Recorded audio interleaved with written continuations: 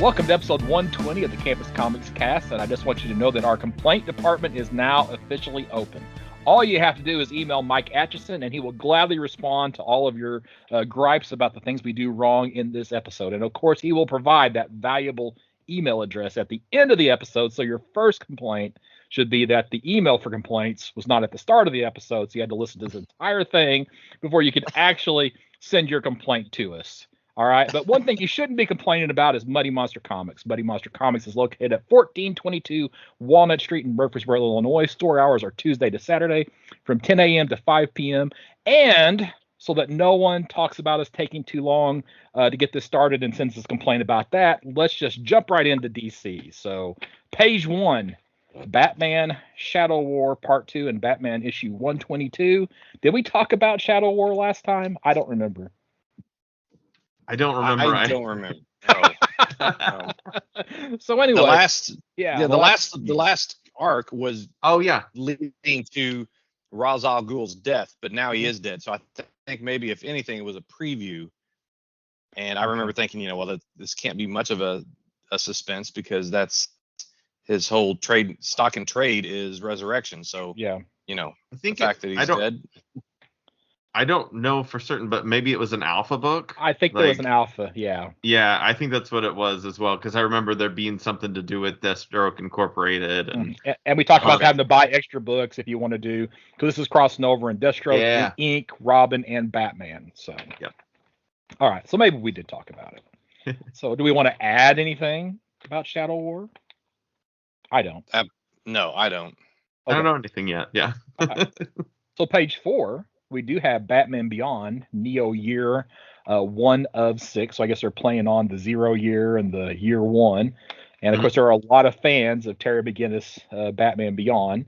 And in this iteration, he doesn't have Bruce Wayne's help. I won't spoil what they say about Bruce Wayne here in the synopsis, but it's a Terry McGinnis without Bruce Wayne. Did you know where that comes from? From that Urban Legends book, that Batman Urban Legends. It's like issue 7 is where the thing that happens. Really? Okay, I did not know. Yes. I've not been reading Urban Legends, so I didn't either, because I was like, I want to know. When did this happen? Because I kind of try to follow the Batman Beyond. I don't keep up to every monthly issue of it when it's going on, but I like the character. And I was like, well, when did that kind of that plot change happen? Because I know it happened in the TV series, and so I wanted to know in the comics, and it was like in Batman Urban Legends issue 7. It's like such a random issue for the kickoff point for this new Batman Beyond series.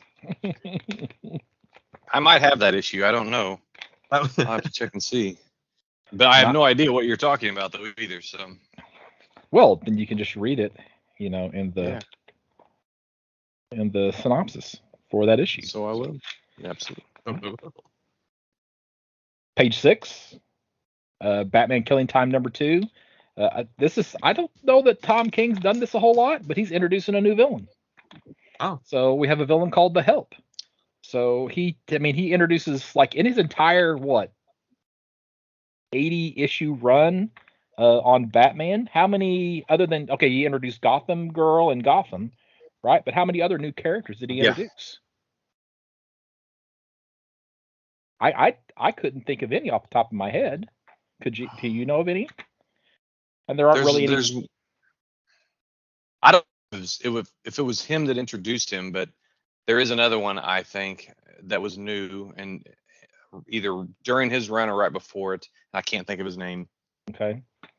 Sort of a gentleman-looking guy with a hat. Oh, that was after. That was in Detective, I don't know. Wasn't it? Talk about the real big guy. Okay, yeah. No.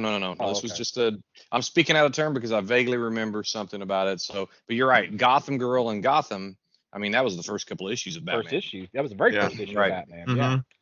And then he, like I said, I don't recall him introducing any. And like in Mr. Miracle, there weren't really new characters, and Strange Adventures, not other than the big villains. I mean, there weren't any new characters introduced there. Heroes in Crisis, I haven't read it yet, but I don't think there were any new characters introduced in Heroes in Crisis.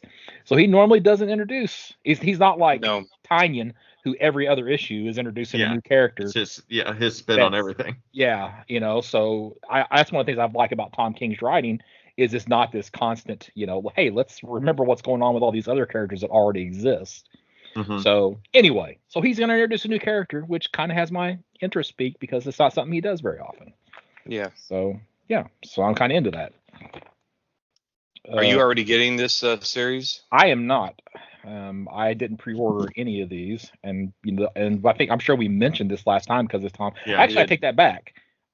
Since it's just the second issue, I probably do have this on. I don't remember for sure. I need to double check, but I should get the first issue because it's Tom King, and if I can get over the glaring flaw, the one thing he really does badly in this particular series, then I'll probably enjoy it. Yeah, his thing is to mine existing characters, obscure characters, and do something new with them, like Kite Man and people like that. So. Yeah, it'll be interesting to see what he does with this new character. Because Gotham Girl and Gotham, I didn't think much of them. No. Well, Gotham, didn't stick around. He died super long. Right, yeah. And then they did some interesting things with Gotham Girl, but yeah. But I don't see that. I mean, there's been nothing with her since either. No. Well, she can't. Well, okay, we're getting off topic. But so send that complaint. You'll get the email address at the end of the episode. Stay on topic. Yeah, that's right. Page 11 is my next thing. 11. I had 7 earmarked just to say that it's pretty clear that the Riddler's going to be highlighted in this new Batman movie, with him being the focus of this Detective Comics 1059. It makes a lot of sense that they would focus on him, and it's a little bit different spin on him in that he's a media personality, and he's using his newfound influence to wreak havoc on the Dark Knight, as it says here in the solicitation. And so that's havoc, wreak havoc, as opposed to havoc. Havoc. All about pronunciation. That's right. Where you emphasize that syllable. Page 11. We've got Flashpoint Beyond #0. I really enjoyed the Flashpoint series, though I do think it is one of the most hated limited series because of the fact that it led into New 52. And of course, everybody loves New 52 so much. But as Flashpoint was occurring, I actually kind of liked it. As a standalone. Yeah, you're shaking your head, Mike. So why are you shaking your head at Flashpoint? I won't read this. I didn't like the first one. I didn't like the outcome of the first one. The only thing that's been interesting is the fact that you have Thomas Wayne as a Batman that's been he's been incorporated into the greater DC universe. So, and he's a good character. So other than that, I was underwhelmed by the series, and you're right, it did lead to this overhaul of the DC universe, and there wasn't much. It didn't stick around very long, and it's like everybody just lost their will to make it good after about 3 months. Yeah. The one thing I remember about that series is that last page of the first issue in Flashpoint, where it had totally gone over my head that when Flash was talking to Batman, that it was not just a different version of Bruce Wayne. And then when it finally is revealed that is Thomas Wayne, it's like one of those OMG moments. And I don't get those very often in comics, but that was one of the ones that stuck in my brain for a long time. So, can we go back? Yeah. I had page 9 or 8 earmarked. It was issue 2 of the Batman Superman World's Finest #2. Or if you're like me, it's Superman/Batman.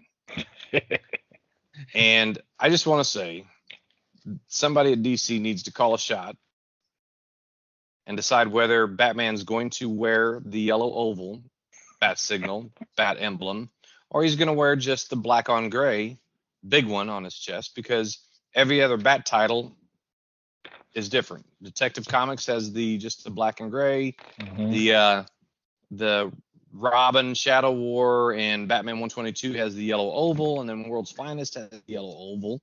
And even the variants on the issues, some of them do and some of them don't. Yeah, exactly. Yeah. So I'm like, okay, somebody please make up your mind. I mean, either that or just say, hey, you know what? He's got multiple uniforms or costumes or whatever, and he's going to wear whatever he feels like that morning or that evening before he goes out for the night. So just a fanboy complaint. I'm going to send an email to my own email address complaining about I mean, sometimes I wear blue jeans and sometimes I wear black jeans, so I get it.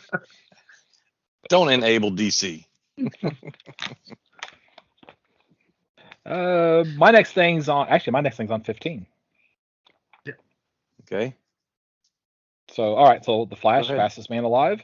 I guess this is going to take over as the monthly book for Flash. I didn't see just a Flash title on its own anyplace in the catalog. So, new creative team, and we got a new villain in Girder. So you can kind of assume what his power set's going to be. Terrible name. Not a new villain either. Oh, it's not. It says it's new. They're lying their butt off. Girder was a Wally West Flash villain. Because this is a tie-in to the movie, and this is a prequel to the movie. And so we're gonna get what's his face, Barry Allen and Ben Affleck Batman, I would assume. I totally missed that. They're not saying it's limited, but they're not saying it's a one-shot. So I don't know what we're getting on this one. Yeah, I'm just hoping that the Jeremy Adams Flash is just taking a month off so that people will buy this, either because they're confused or just they want them to focus on the movie. Because the Jeremy Adams what's his name? Fernando Pasarin. Mm-hmm. That series is one of the best coming out right now. Okay. I can't believe they would stop that. You're right, though. I didn't find it either in here. And I'm not looking again just in case. So hopefully this is just one shot. Yeah, I hope it's to be capitalize on the movie coming out later this year, early next year. Okay, Flash is in the catalog. It's in the back. Oh, it's on. I can't tell what page. It's easy to miss it because they're like postage stamp size. These back of the catalog. Mm-hmm. But it's there. So there is Flash 701, or not 701, 781. So it's there. Okay, I just missed it. So this will be. And it's coming out in when's the Flash movie in like June, July, something like that maybe? Yeah, it's a while. This year? I think so. Oh my, okay. So this is in April, solicited for April. So that kind of makes sense. It's on the shelves a month or two early. Mm-hmm. They're actually on top of it. Why? There hasn't even been a trailer for that come out, has there? There's been some teasers. Yeah, teasers but just barely. It was just more of I think the voiceover of Keaton or something, didn't they? Talking about stuff. Wasn't there a voiceover of Michael Keaton? Yes. Or did I make that up? Yeah. I think there was. Maybe you made it up and it happened. Well, Fandom had a little bit of a teaser, but it was Yeah. It was mostly just the actor promoting the movie. This prelude makes way more sense though than the novel that is called Before the Batman that's coming out for a prelude to the Batman movie. Oh, I'd rather just read a one-shot comic book than read a whole novel before I have to go see this movie. Right, exactly. So what do we think it was coming out, June or July? I'm trying to trying to find the date here. June, let's check July. It's just called The Flash, isn't it? The Flash, yeah. Okay, no, Black Adam's coming out in July. And then the Batman's coming out in March 4th, yeah. Release date's November 4th. Yeah. Okay, so it's going to be really early. Real early. Maybe they're just early. planning on supply issues, and they'll push it back a couple months anyways. That makes more sense because I was like, well, if it was in June or July, surely we would have seen a full-fledged trailer. Mm-hmm. Okay. Now that we've chased that rabbit. Another digression. Okay, so where was okay, let's go back. So the Girder is not a new villain. No, he was introduced in the 90s, probably by Jeff Johns. Okay. Or maybe Mark Waid. But I guess it is just a new villain threat. New threat, right? Okay. Yeah. And a new threat because he hasn't dealt with this threat before. Because it's not the regular series, it is the movie tie-in. Yeah. All right. I totally missed the thing about the tie-in to the movie, so that's my confusion right there. So. Well, Scott, we're all surprised because you rarely make mistakes, but I will write this on the calendar. There we go. By rarely, do you mean only 10 per episode? Is that what you're saying? Well, yeah, just only a few, yeah. Compared, it's all relative compared to mine. See, as long as I'm on the episode with you, you looking good. There we go. Well, I will not be ordering that book then, since it's a movie tie-in, and I will not be ordering that because it doesn't have a new villain. So there you go. Forget I thought it. My next day's not till 22. 16 and 17 for me. Go. Mm-hmm.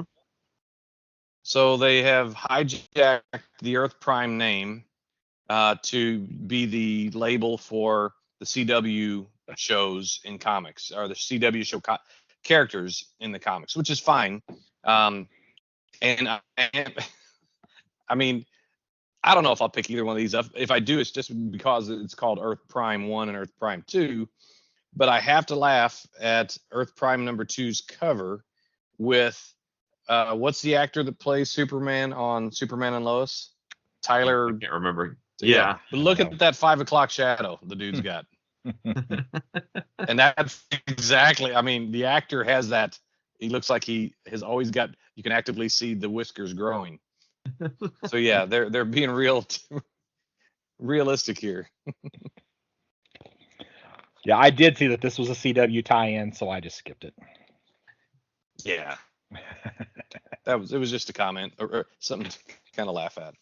Do you feel like they should always have a CW something on the stands, though, if they're really gonna care about that universe? Now it may not be for everybody, but have the Flash or the Arrow, because they did the Flash and the Arrow comic series and the Digital First, the Supergirl. They did something with Legends of Tomorrow at some point that I remember. It's like, if you're gonna really believe in these shows and these characters, throw a comic book. It doesn't have to be anything crazy, but this is cool where it's just each issue is a standalone issue for a story. The first one's Batwoman, the second one's Superman and Lois, and if I were watching those shows, I would buy the book.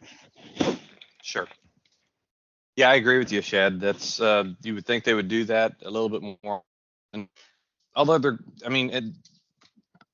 Batwoman, I don't know if it gets much in the way of viewership, but Superman and Lois is a pretty popular show on, at least in CW standards. I gotcha.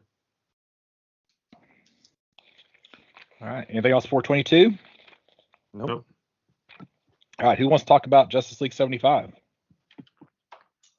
Well, I mean, you can go ahead. I've got it earmarked as well. Okay. Well, you're the DC guy, so you're the Justice League guy. You should talk about this. I didn't see this coming. I didn't know. I mean, okay, Justice League 75. It's by Joshua Williamson, which is this title has been written by Bendis for close to a year, probably, maybe more. And this Justice League 75 is touting the death of the Justice League. There is a special commemorative acetate main cover that is reminiscent of the death of Superman. It's supposed to lead into the next big DCU event. Some of the other variant covers do look pretty good. In fact, the main cover is the one that's not really finalized. I like the Dan Jurgens one with all of the coffins, and you got all the cast of DC characters behind them. So there's obviously I'm going to get this, but it's the end of the run. So I am interested to see if this is going to be a solid reboot. I'm ready. not that I dislike this team composition. I think that it needs some fresh blood. It needs to really start over, and I hope they use some characters that aren't as I hope they use some less well-known characters. Now, what I've heard, and I have no idea if I'm just delving into my memory banks and it's flawed, but I've heard this is where they're going to introduce people like Yara Flor as the Wonder Woman, Jonathan Kent as Superman. I don't know about Batman. So if they do take out the Trinity and replace them with legacy characters, this might be a good way to do it. Who they'll bring in for the rest of them, or the rest of the team, I don't know. But this is the most interested I've been in this title for a couple years, probably longer, because I wasn't a big fan of the Snyder run of this. So yeah, I think it's going to be pretty good. If they do that, if they bring in all the legacy characters, then this is the fulfillment of 5G, that fifth generation concept that the Dio had been, promoting until he was, fired from DC. So it's like, yeah, we'll go ahead and do it. It almost feels what it feels like. We know this isn't going to last very long, even if they do quote unquote die, which we know they aren't. Right. Yeah. They're not. Yeah. I think it's more metaphorical. The death of the Justice League means it's the end of the Justice League as we know it. I think, and I read an article too where the fact that it's issue number 75, that was partially influenced by Superman 75 Death of Superman.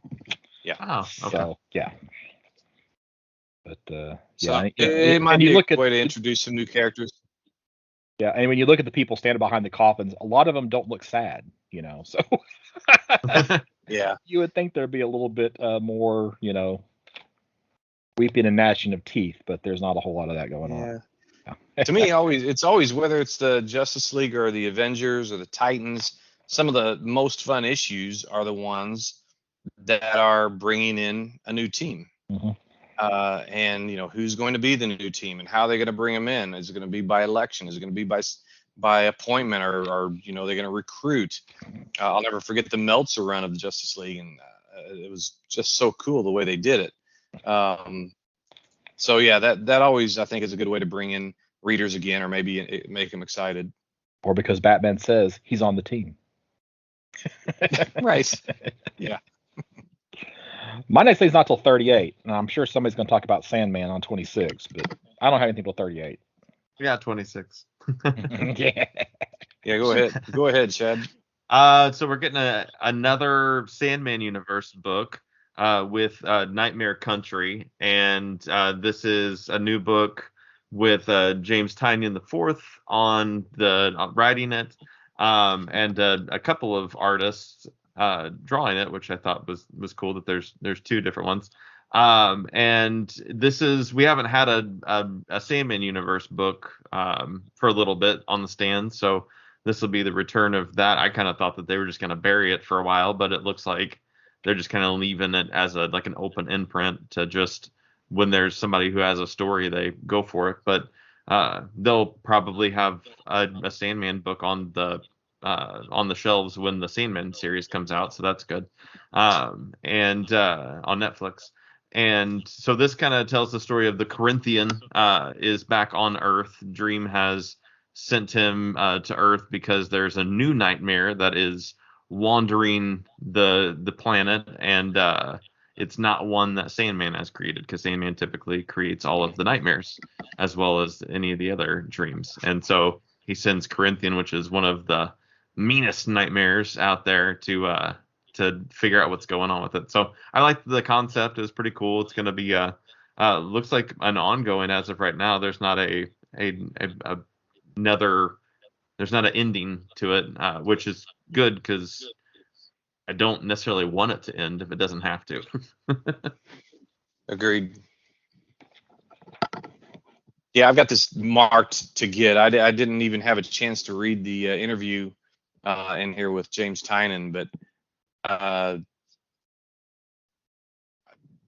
think it's going to be pretty good. I haven't read really many Sandman. I've read only the first 3 volumes of the original series. So yeah, I don't know how all of it ended up, but it sounds like you're really familiar with it. I try to be. Yeah. And we get a couple of new characters in there, Mr. Agony and Mr. Ecstasy.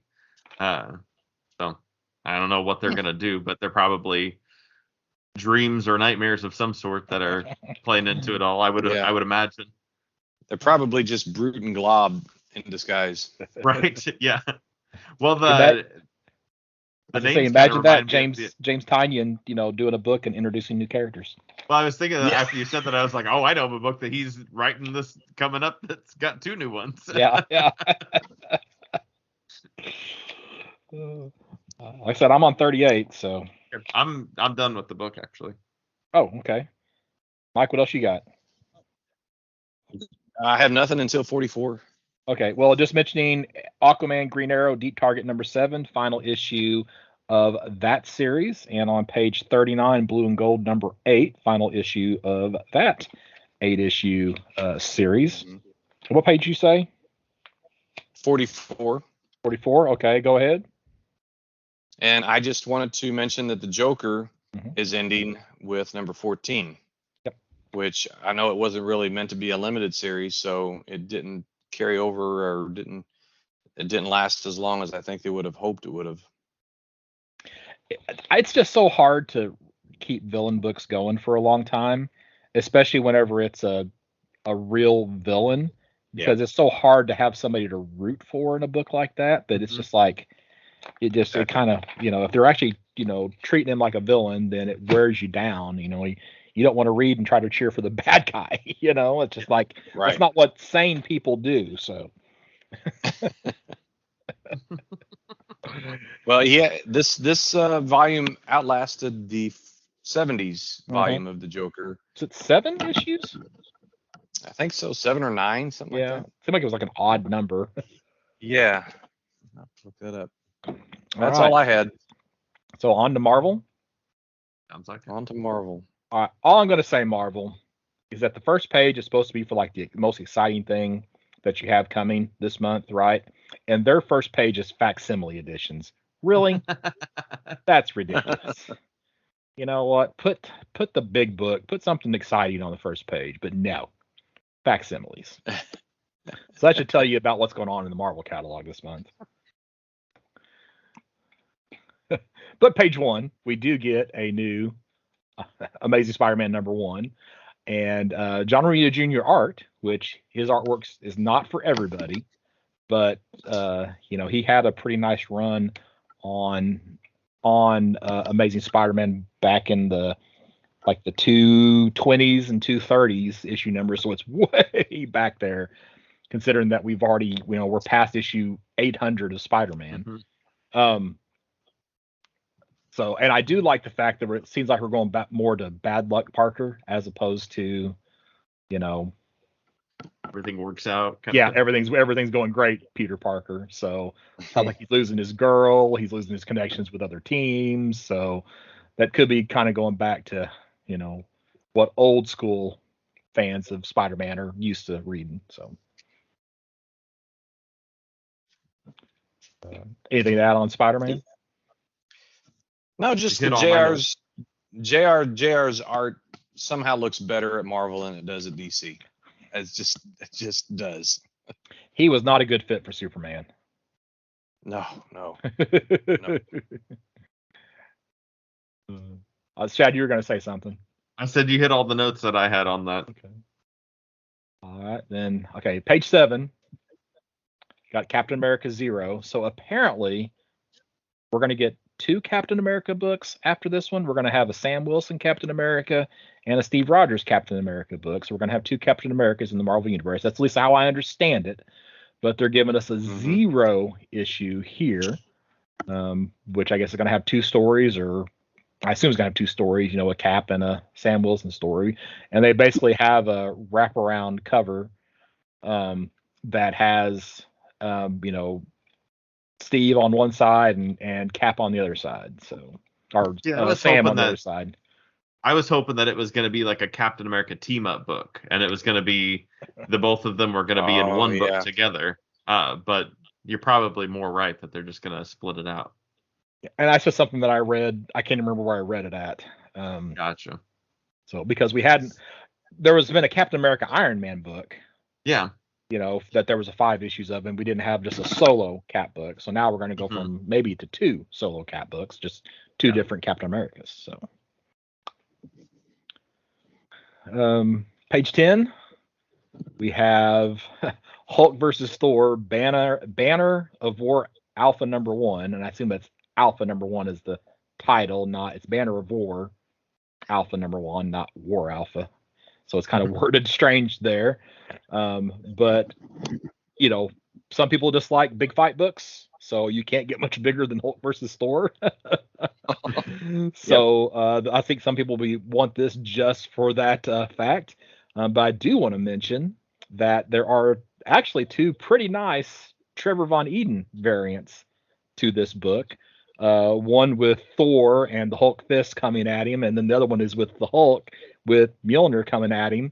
So, and then of course we did an interview for Trevor Von Eden many couple of years ago. I can't remember what episode number it is. I have to go back and look it up. So if you want to, he didn't talk about this book because this was too far in the past, but I just do want to mention it because he's got something in his Marvel catalog, and he hasn't done a lot of work for Marvel historically. So no, he hasn't, but they look good. They do look really good. So. Now, the Gary Frank cover, I guess that's the main cover, the one they're showing on the solicitation here. Should be. Man, is that Gary? It's really good, but that doesn't really look like Gary Frank to me. It is, though. I mean, it's got his signature, GF, and Brent Anderson, I'm assuming, is the Anderson, yeah. Okay. I mean, you can't tell on the Hulk, but you can look and see it in Thor. Yeah. I think I'm thinking of somebody else. Gosh, what's his name? No, I can't remember his name. Who draws a really this is I was thinking of a different artist. There's one guy, I can't remember who it is. He draws a really, everybody's really big. So, and I can't remember. I'll have to look it up and see who that was. So. Bart Sears? No, it's no, not Bart Sears. Maybe it'll come to me at some point and I'll shout it out. Just randomly. Yeah. Let's see, where am I at? My next thing's 15. Okay, so Thor number 24, which is Thor's 750th issue. So if this were DC, it would be Thor 750, but it's still Thor 24. That being said, a few pages later, our next page, we got Elektra. It's issue 100, and it is issue 100. So Marvel, make up your mind. Are you keeping the original numbering? Are you going to legacy numbering? Decide and stick with it. So that's all I want to say.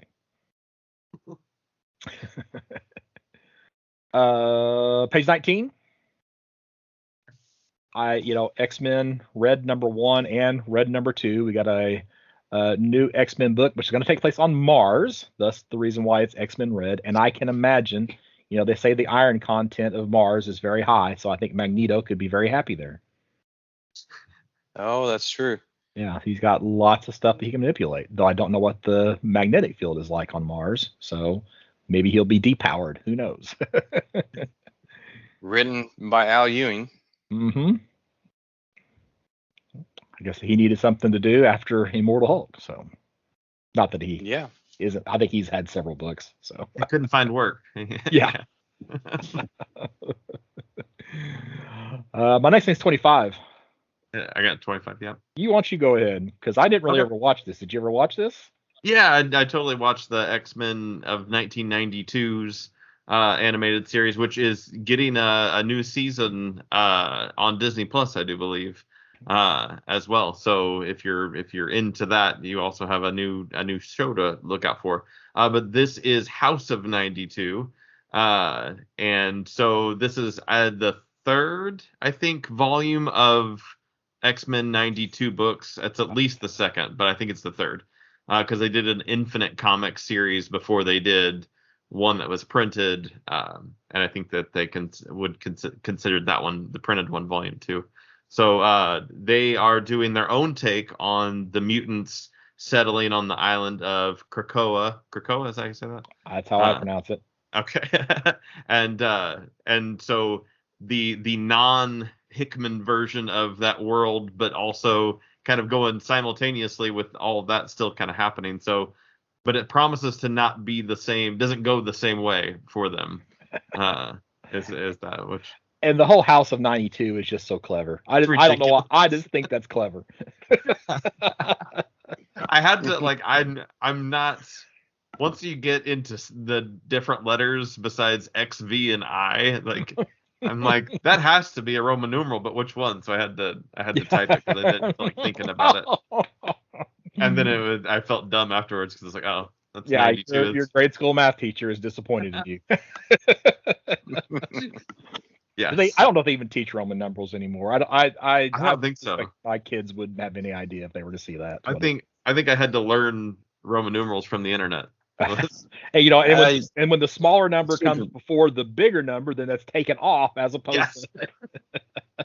But there's always the incentive. You need to know those so you can understand what number Super Bowl it is. That's right. Yes, that is really the only consistent right there. And X-Men, evidently. Yeah, and now X-Men. So, let's see, 20. Anybody want to talk about 26?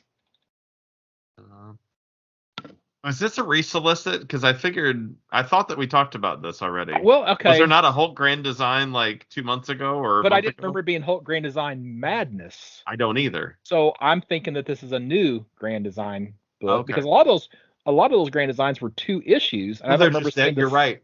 I don't remember seeing the second Hulk issue though. Yeah, I don't either. So are they doing 2 issue number 1s? I don't. Or maybe we missed it and it was last month or something. No. But if you're a fan of Grand Design, then you probably want to pick up this Hulk. So yeah. Moon Knight's getting another series to go along with his regular series. Got Moon Knight 4-issue. Yeah, 4-issue Black, White, and Blood which has to me the big thing is the Stan Sakai cover, who's best known for Usagi Yojimbo, right? Oh, okay. Oh yeah, that's true. So it really surprises me to see a Moon Knight cover by Stan Sakai. So that's kind of cool. I'm about to check and see what the variant level is for that one, because if it's not super high, I'm going to get that one just because to me that's I don't recall seeing very many Marvel covers from him.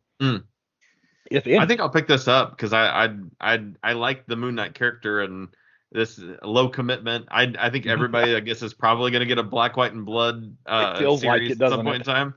I was trying to think of like who would I want next to get a Black, White, and whatever, and I was thinking Spider-Man would be a cool one to do something in, like real dark, I want like a dark and gnarly Spider-Man.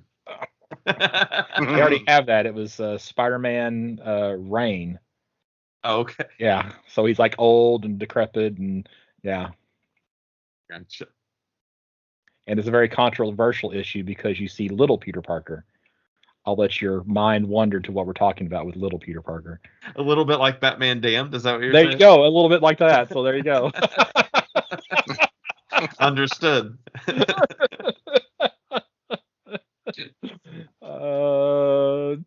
29. We have Spider-Gwen, Gwenverse number 3. And I'm just mentioning this one because we have the Gwen Stacy Captain America. Now, this was on the cover of issue 1. But of Spider-Gwen, Gwenverse number 1. But here they're saying Meet the Captain America in 1954. So I'm wondering if it was just a cover appearance and she wasn't in the story. And now we're going to get her in the story here for issue number 3. So just in case, I'm going to be picking this book up because I haven't been able to pick up Spider-Gwen number 1, Gwenverse number 1 yet. So I'll probably have to pre-order this before I actually know one way or the other. Yeah. I don't have anything till 38. I don't either. Well, Mike, why don't you tell us about this important book on page 38? That's a setup. Okay, this is a real character, folks. It's not a made-up one. As real as comic characters get, anyway. Spider-Punk, number 1. Written by Cody Ziegler and art by Justin Mason. And got a nice cover by, they don't show the Oliver Coipel cover, but they do show the variant cover by Todd Nauck. And Honestly, folks, I don't know anything about this, but this is a new character, and not a new character. I'm sorry. This is a character. This is a character who's getting their first solo book. Okay, yeah, that's right. That's this character has appeared previously. Okay. Yeah, so that's getting their first solo book. New to you. There you go. You can see he was really seriously into this book. So yeah. I don't have anything till 55 now. I'm done actually with the book. Oh, okay. All right. Well, then what about you, Mike? You got anything else in this one? No, I don't. Okay. Well, then I'll just try to go through these last few here pretty fast. I got to scroll down to them because I'm online with the previews because I couldn't get a Marvel previews. Actually, 52. Sorry, 52. Avengers 55 on page 52. We have the return of the Serpent Society, which they were around Captain America books for a long time.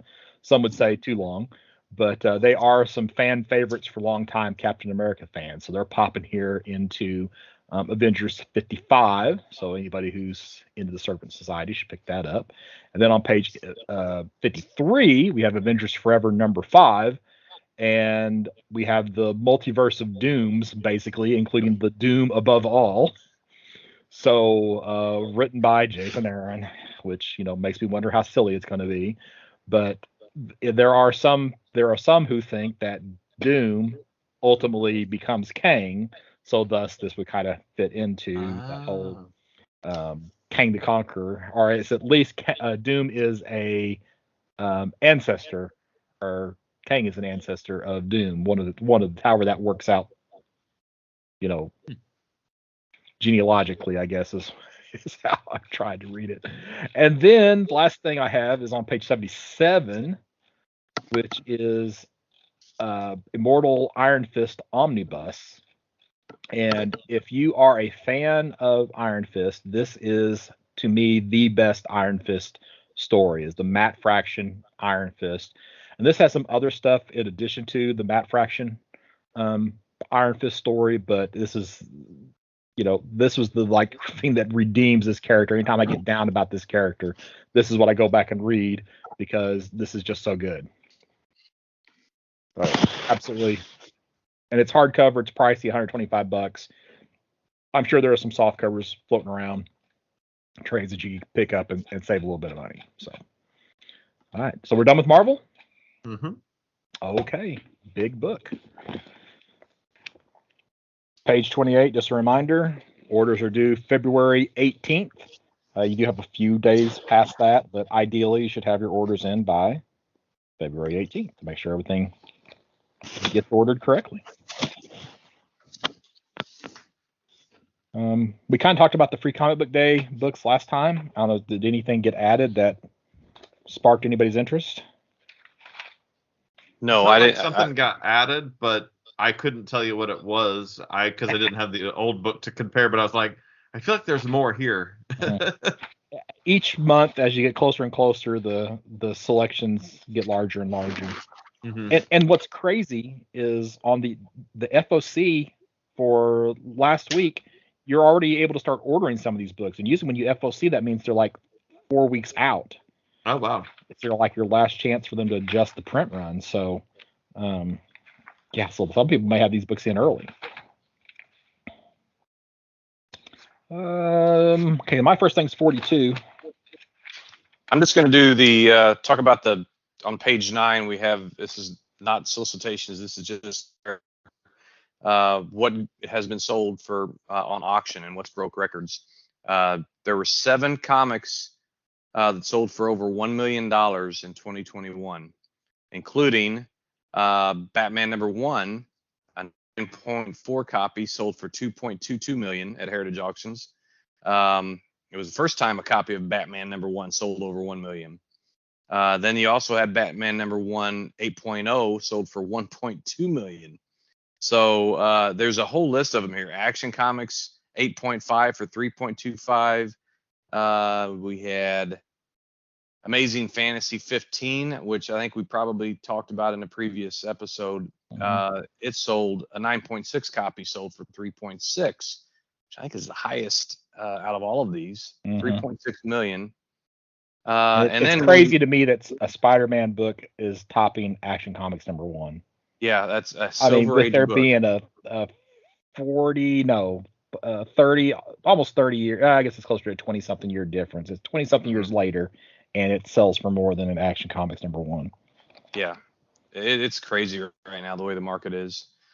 But on the lower, I mean, what's really amazing to me is there's some lower grade comics selling over $1 million. Action Comics #1 with a grade of 3.0 sold for $1.6 million. 3.0, folks. So anyway, explains it's been why a I good will year. never ever get to own Captain America Comics #1 because it is. Yeah. It's Yeah, just you can't way, even. Yeah, there was a time when you could get some coverless copies of those Golden Age comics for less than $100. Yep. No more of that. Okay, so that was all I wanted to throw in there before you moved on to the actual stuff for sale. All right. I don't know, Shad, you want to talk about 42? I assume you have this on your list. Yeah, I do. So Bloodstained Teeth #1, written by Christian Ward, art by Patrick Reynolds. It's another vampire book, which makes me kind of go, they're so hit and miss, vampire books. Mostly miss. But this is following our main character, Atticus Sloan, who evidently is selling becoming a vampire to celebrities and people who want to live forever and influencers. And so that's kind of our Atticus guy's job is to sell vampirism to the rich and the famous. And it looks like he also gets into criminal things, and it's all around bad guy. But it's enough to make me go, I could see myself picking this up. Plus, it's got that Generation Image tag on it, so that means it has to be, it's part of Generation Image. It's the pages. It's like the preview art is both dark and colorful. Yes, it's very like neon fluorescent, but still dark. It's weird, It's it's very different coloring style on these pages.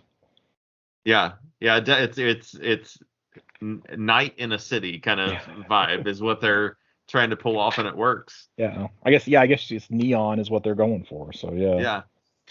it's just a little weird. My next thing's on 50. I'm gonna talk about 46, which is the Lego Ninjago Garmadon #1. This is the first book out of the agreement that Lego and Skybound had to do comics. So this is their first shot out there. I love Legos, but I don't love the Ninjago anything. But this definitely scratches the itch of the child in me that got the Lego magazine mailed to me every month, and they had little comic book strips in there. And so I'm going to have to pick it up just to see if it is good. Do they treat it seriously? One of the things that I don't love about like the Lego video games is the silly, it's overly silly and goofy in those. And not that I want it to be treated like dead serious, but it's very slapsticky. And so I'm curious. It's very like the Lego movie. Yes. Yeah, so I want to know how they're going to treat these Lego characters, and so I have to find out. So what you're saying is that you don't like silliness added to characters and products that you fondly remember from your past. Yeah, when I was playing with mine, it was not serious storylines. It was serious storylines. There was no silliness. That's right. So just remember that when we on an upcoming episode. When we talk about a certain HBO Max series. I understand. I see where you're going with this. I see where I'm going with that. So,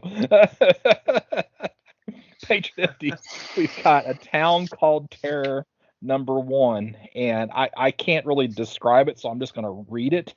Henry West is brutally kidnapped in the middle of the night while his wife Julie watches terrified. Henry awakes to the reality of his whereabouts, but Julie, with no evidence of the phantom crime, is unable to get help to search for him. I don't know, a new creepy horror type series. Very red in the artwork. I guess it wants to kind of give you the blood feel in the coloring. So I don't know. It's an Image #1. Steve Niles. He always writes good horror. It seems like. I don't think I've ever read anything Steve Niles and gone, that was crappy. Yeah. So. I don't know, having read him very much. I mean, the only thing they credit him with here is 30 Days a Night. So what else? Do you know of anything off the top of your head that he's written? Oh gosh. Not to put you on the spot. I know. Probably. Oh yeah, you don't ever put people on the spot. I feel like most of the things that I've read are not like big books. It's like, hey, here's the big book of horror or something. I think is a trade that he did with like IDW. Okay. And like there's just if there's horror involved, there's usually a Steve Niles story. Okay. In there. Fair enough. But like I said, nothing. 30 Days of Night's definitely the one that has a following or a recognizable name. I mean, his own website touts him as a horror author. That's his claim to fame. Sounds good.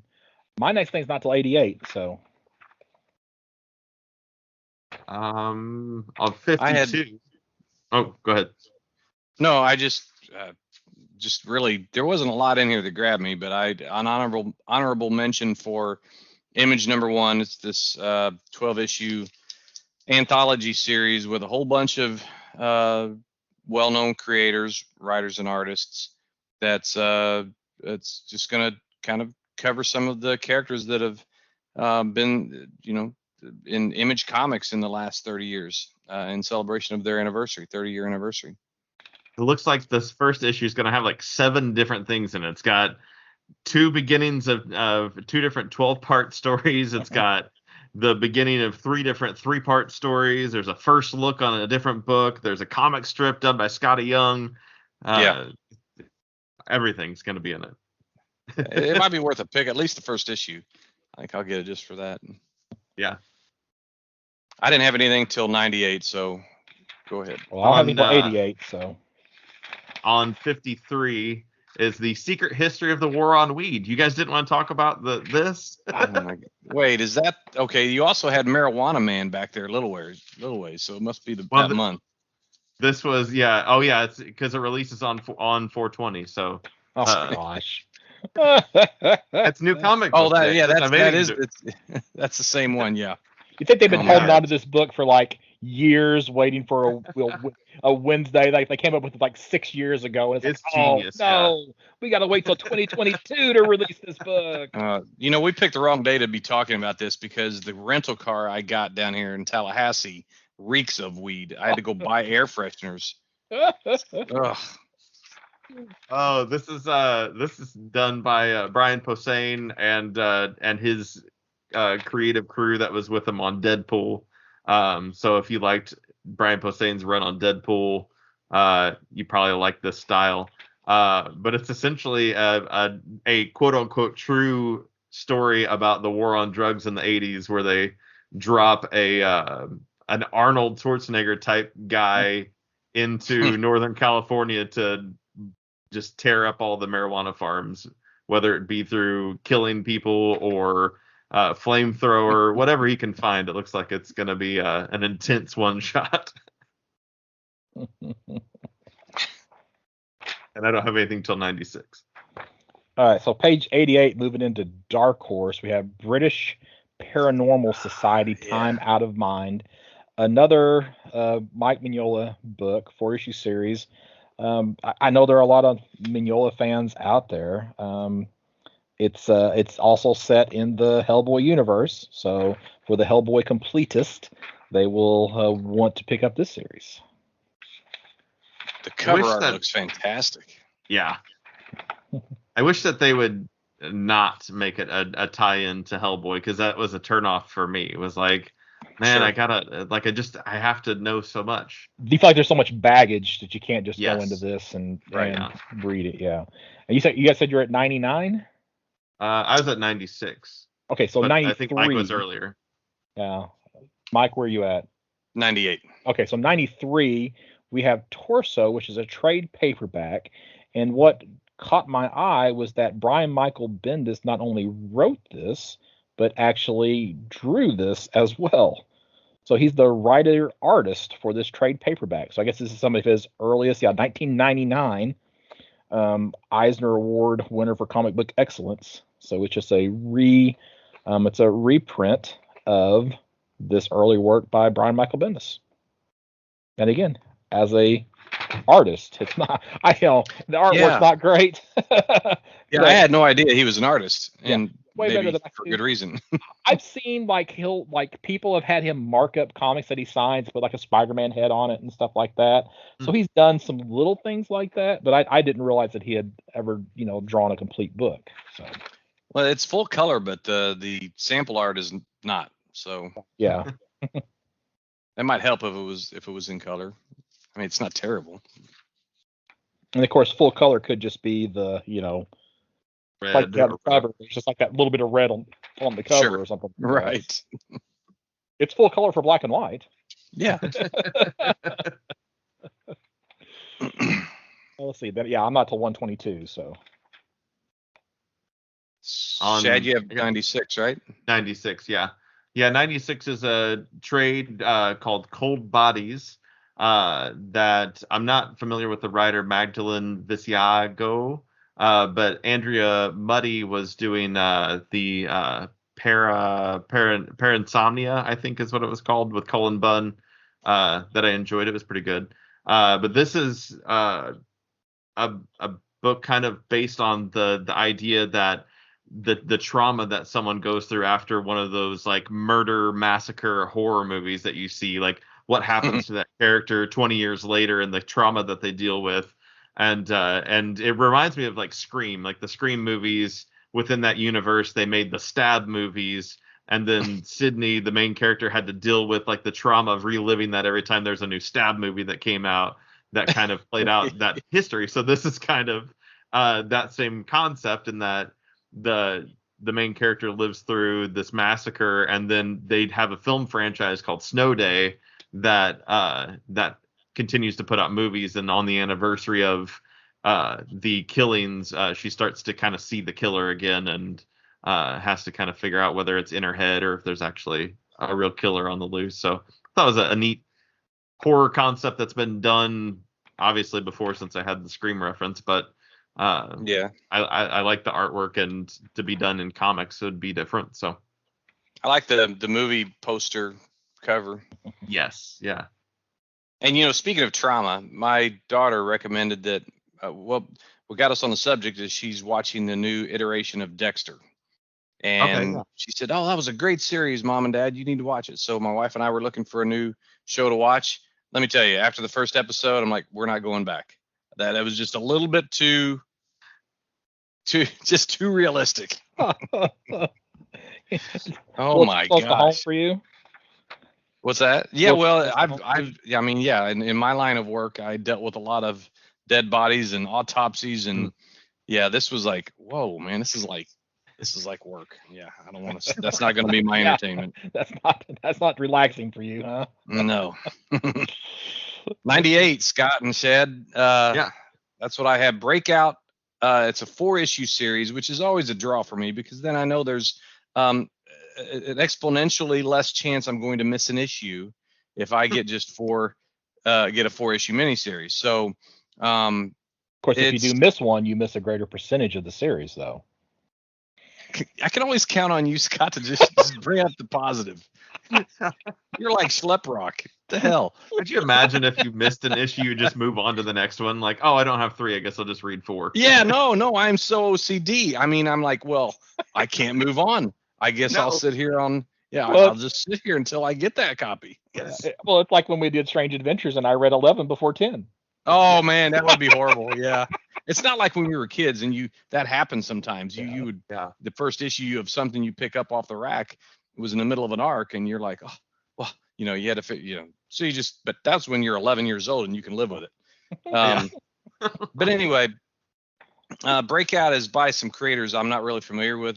Zach Kaplan is the writer and Wilton Santos on art.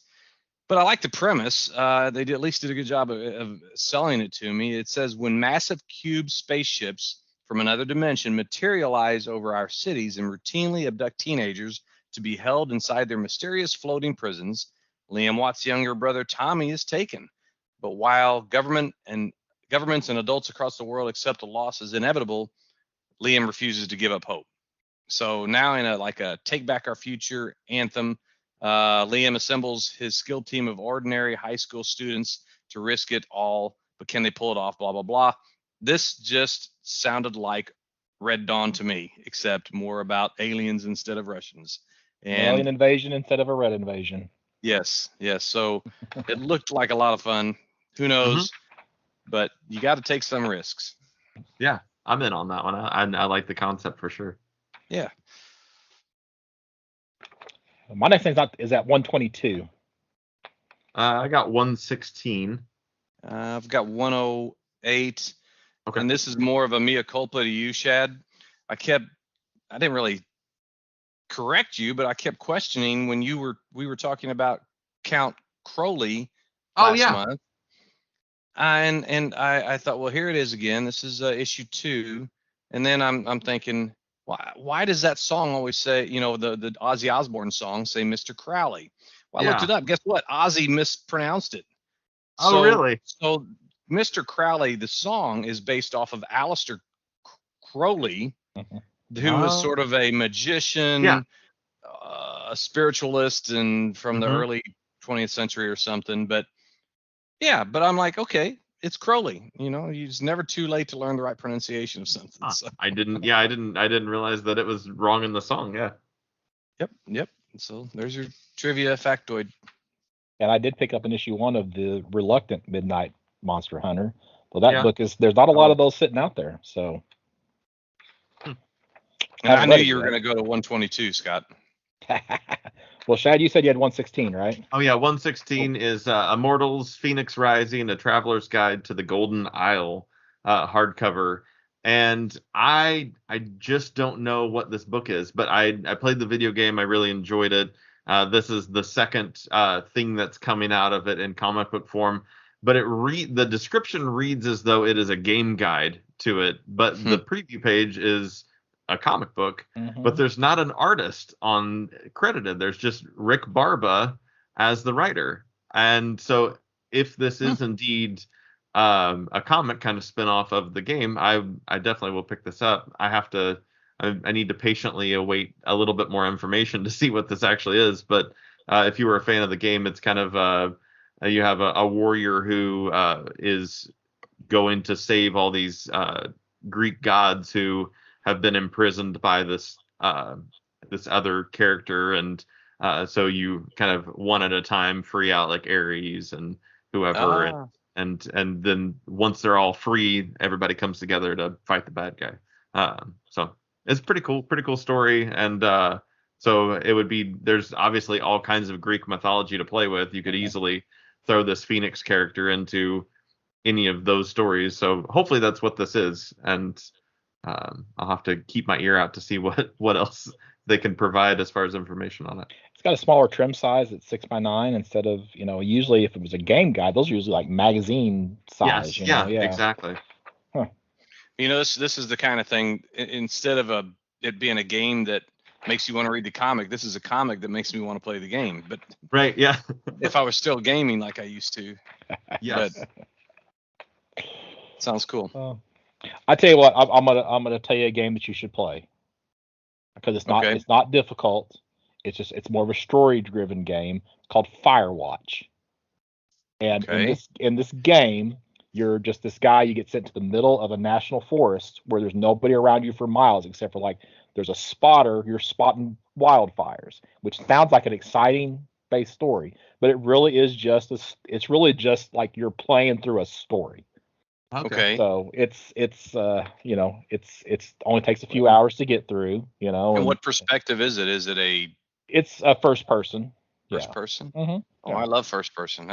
But there's not either. It's not a shoot 'em up. It's not a shoot 'em up. No. So you can get through it without having super fast. Really, the best first person shooters were the ones that were less about the shooting and more about the exploration of the world.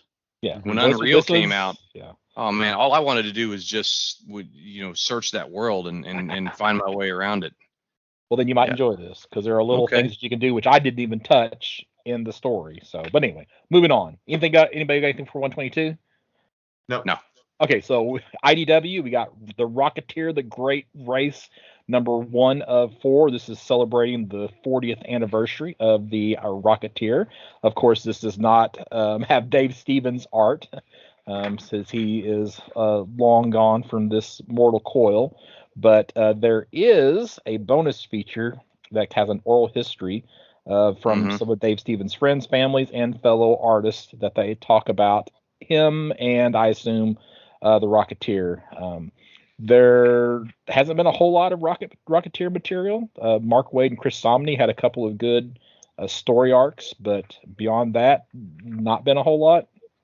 So I'll definitely be picking this up, especially since it's just going to be 4 issues. Yeah, I'd pay the $5 just for the bonus feature. Yeah, I'm kind of there too. So, and the art. I mean, I don't. It's not Dave Stevens, but man, this is a Gabriel Rodriguez. Looks like he's doing one heck of a job. I don't want to say he's aping Dave Stevens, but he's definitely trying to be, to draw on that style. Mm-hmm. Especially like that, I guess it would be like the second page of the preview art where they got that really classic pose of the Rocketeer holding up the gun. I mean, that is definitely just kind of an homage directly to Dave Stevens there. So. Yeah. Yep, that's really good. My next thing's not till 164, so. I got 188. Oh, wow, 188? Mm-hmm. I think I had marked 134 only because it's the Transformers page, and it's just kind of to talk about the news that IDW is giving up or no longer is going to carry that Hasbro license of the Transformers and G.I. Joe. Oh, I hadn't heard this. When was this announced? Fairly recently. I mean, I don't really troll the news sites, but I did happen to hear that. I think I heard it on a podcast, and then I looked it up when I seen. And if you look at the IDW section, it's just getting, skinnier and skinnier every issue of previews. Huh. So I'm wondering what's going on if they're gonna. I mean, they already kind of gave up their Star Wars stuff back to Marvel, right? That was Dark Horse. Or Dark Horse, yeah. Yeah. So yeah, I'm wondering what's going on there because they're just really starting to decline in content or licensed content. Well, if they lose Hasbro, I mean, okay, they got 2 pages for Rocketeer, then they got 2 pages of Hasbro, which are of G.I. Joe, which they're going to lose. They could probably keep the Dungeons and Dragons stuff. I don't know.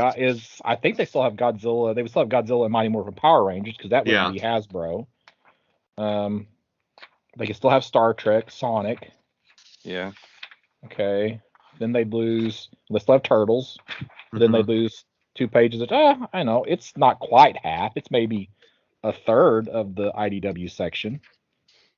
Yeah, it's just I only brought it up because I want them to lose it. Because I want Marvel to get back Microbots and ROM, not so they can do new stories, but so they can reprint all the original stuff. Yeah. I want them to have it long enough that they can put it up digital. Sure. So I had to drag out those books whenever I'm in the mood to read them. So I just pull them up there. Because I have them all. I don't need the reprints of them. I just want to be able to read them digital. Right. Okay. I'm at 138 just quickly, and Dynamite's the only Dynamite mention I'll make. It's this Project Superpowers. It's the only sort of voluptuous woman character, titled probably. Well, I'll have another one for you here in a second for Dynamite. Okay. So. Project Superpowers, Future States. It's by Ron Mars and Andy Lanning, which they kind of tout them as being the guys behind what was it, the Endless Winter that DC put out, which that wasn't a very good story. I don't know why they use that as their selling point, but Ron Mars and Andy Lanning on their on the face of their names that are really good creators. And these are characters from the Golden Age, which have been reinvigorated a couple different times in the recent 10, 15 years. So I'm going to get this because I like Golden Age characters, and I love the Black Terror. And I'm interested to see what this is about, and it's got the creative talent to support it. So you remember earlier when we were talking about Hulk, and I said I'm eventually going to remember who that artist was on Hulk that I've been trying to think of, and I finally remembered his name. For some reason, we said Gary Frank, and I was thinking Ed McGuinness. Oh, so, yeah. He are nothing alike each other. Yeah. And I know Ed McGuinness mostly from Batman or the Superman Batman series from the early 2000s. Oh yeah. I had to think about that for a second. Yep. But that's all I had in Dynamite. I've been getting that Jennifer Blood, but Seriously? It's not that great. Yes, it's not that great. Okay. I'll sell them to you for a dime a piece. I don't know if I'd pay maybe I'll pay you to take them. All right. 164. I'm not a huge fan of The Boys. It's a little over the top for me. Yeah. However, Dynamite is releasing some 50-cent reprints, so it's hard to say no. So they got I guess there's like some key appearances. So they had The Boys #7 for 50 cents. They got The Boys first issue of The Boys limited series at 50 cents. Then they have Vampirella, Dracula, and Holy #1 for 50 cents. Army of Darkness versus Reanimator #1 for 50 cents. It's like 50 cents. It's hard to, You're hard right. to say no, Those are dose sizes you can handle. Mm-hmm. Whereas I thought you were going to talk about the oversized omnibus volume 1 that sells for $100. I'm like, that's just a little bit too much Garth Ennis for me. Yeah. But it's like how many times can we repackage that? Right, exactly. But yeah, I mean, 50 cents. Heck yeah. Might as well just make it free. They're touting it like for free comic book day, we got 50-cent books. Yeah. But that means, a shop can buy them for $0.25, and at that point, give them away, or give them away free book with purchase or whatever. So, right. All right. I suppose we've talked about Dynamite in a while. My next thing's on 228. I got 226. I'm at 214, and my ink pen just dried up. But this is it's just an advertisement for it's in the Boom Studio section, but it's not really part of the Boom Studio solicitations. It's called as we know, February is Black History Month, and there are some comic books or books that is highlighted or advertised in this little 2-page spread that I want to talk about. One is at the top right. Did I tell you what page it was? 215. Yeah, 214, 215. 14 and 15. So the top right of it is Frank Big Black Smith, called the Big Black Stand in Attica. Now, I know probably more than the average Joe about prisons and uprisings, and Attica is probably one of the most memorable uprisings in the history of the penal system. And to be honest, most of it was warranted, and there's just a lot of stuff went on. It was you muted yourself. My elbow muted me. Yeah. So anybody that wants to read a comic or a story that's in a comic format, and it's a historical perspective, I'd recommend this. I'd also recommend something I remember talking about probably 2 or 3 years ago, Scott, when we first started the podcast. It's called Incognegro. Mm-hmm. And I can't remember the premise, except it was maybe a retelling. No, the premise is the main character is actually black. However, he's a light-skinned black. So he goes into, and I can't remember all the details, but he goes in this area where there's a lot of, I assume, I mean, you can see from the there's a tree with a noose on Right. it. There's a lot of race issues going on, and people think that he's white because he is so light skinned. So that's Right. the term incognito. That's right. That's right. Now I remember. Yeah. Yeah. That was back when Dan was still on. So yeah, I remember him talking about that book. Mhm. And then I got two more here. One's called Invisible Men. Good. I was glad you were Black talking about Artists of that the one. Golden Age. Who was the artist that created Phantom Lady? I can't remember his name. Well, Kyle Baker was the most famous artist of Phantom Lady. It was his art that made the probably the most famous Okay. Frederick Wortham example. Yeah. The headlights. Well, isn't that the one that's there on the lower left hand? That's the image. Yeah, it's got a little in the corner there. Yeah. Wait a minute. That's not Kyle Baker, is it? No, not Kyle. Not Kyle. Okay.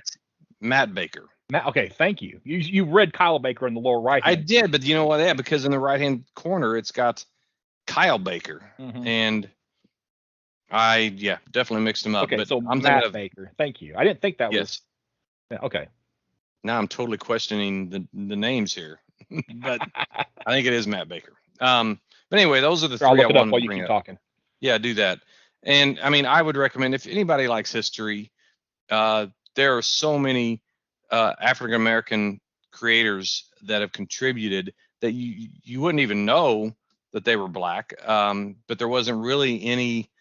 They just didn't get. Nobody interviewed them. They were behind the scenes. And I think it's good that they're putting these books out again. Some of them are more coffee table books. Some of them are like little trade paperbacks or whatever. Like if you got Ahoy's Wrong Earth, because I think I would assume that that's out because Jamal Igle is the artist. So yeah. And plus, it's really good. And it's fantastic. Yeah. It is. I mean, we'll probably cover that here later on.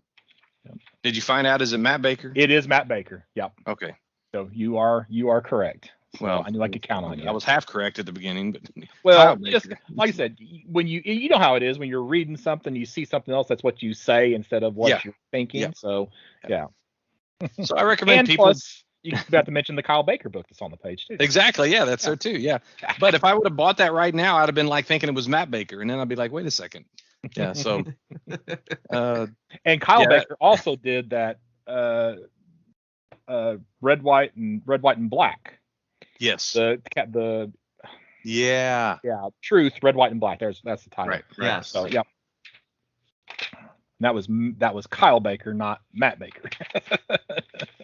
Yes, sir. 219. I've got that's before me. I'm at 228.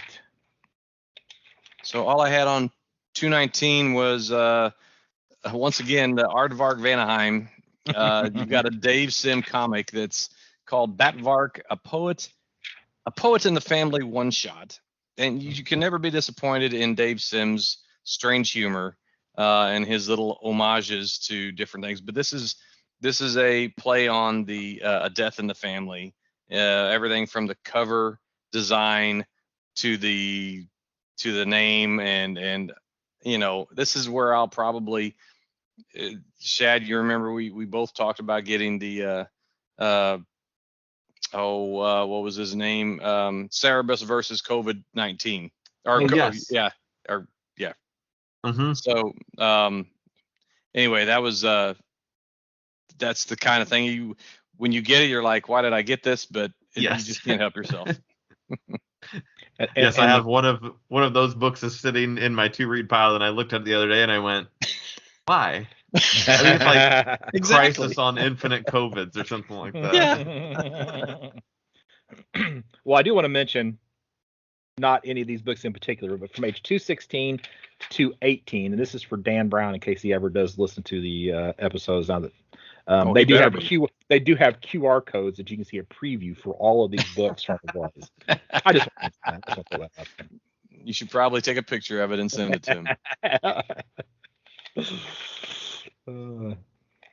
I'm good until 219.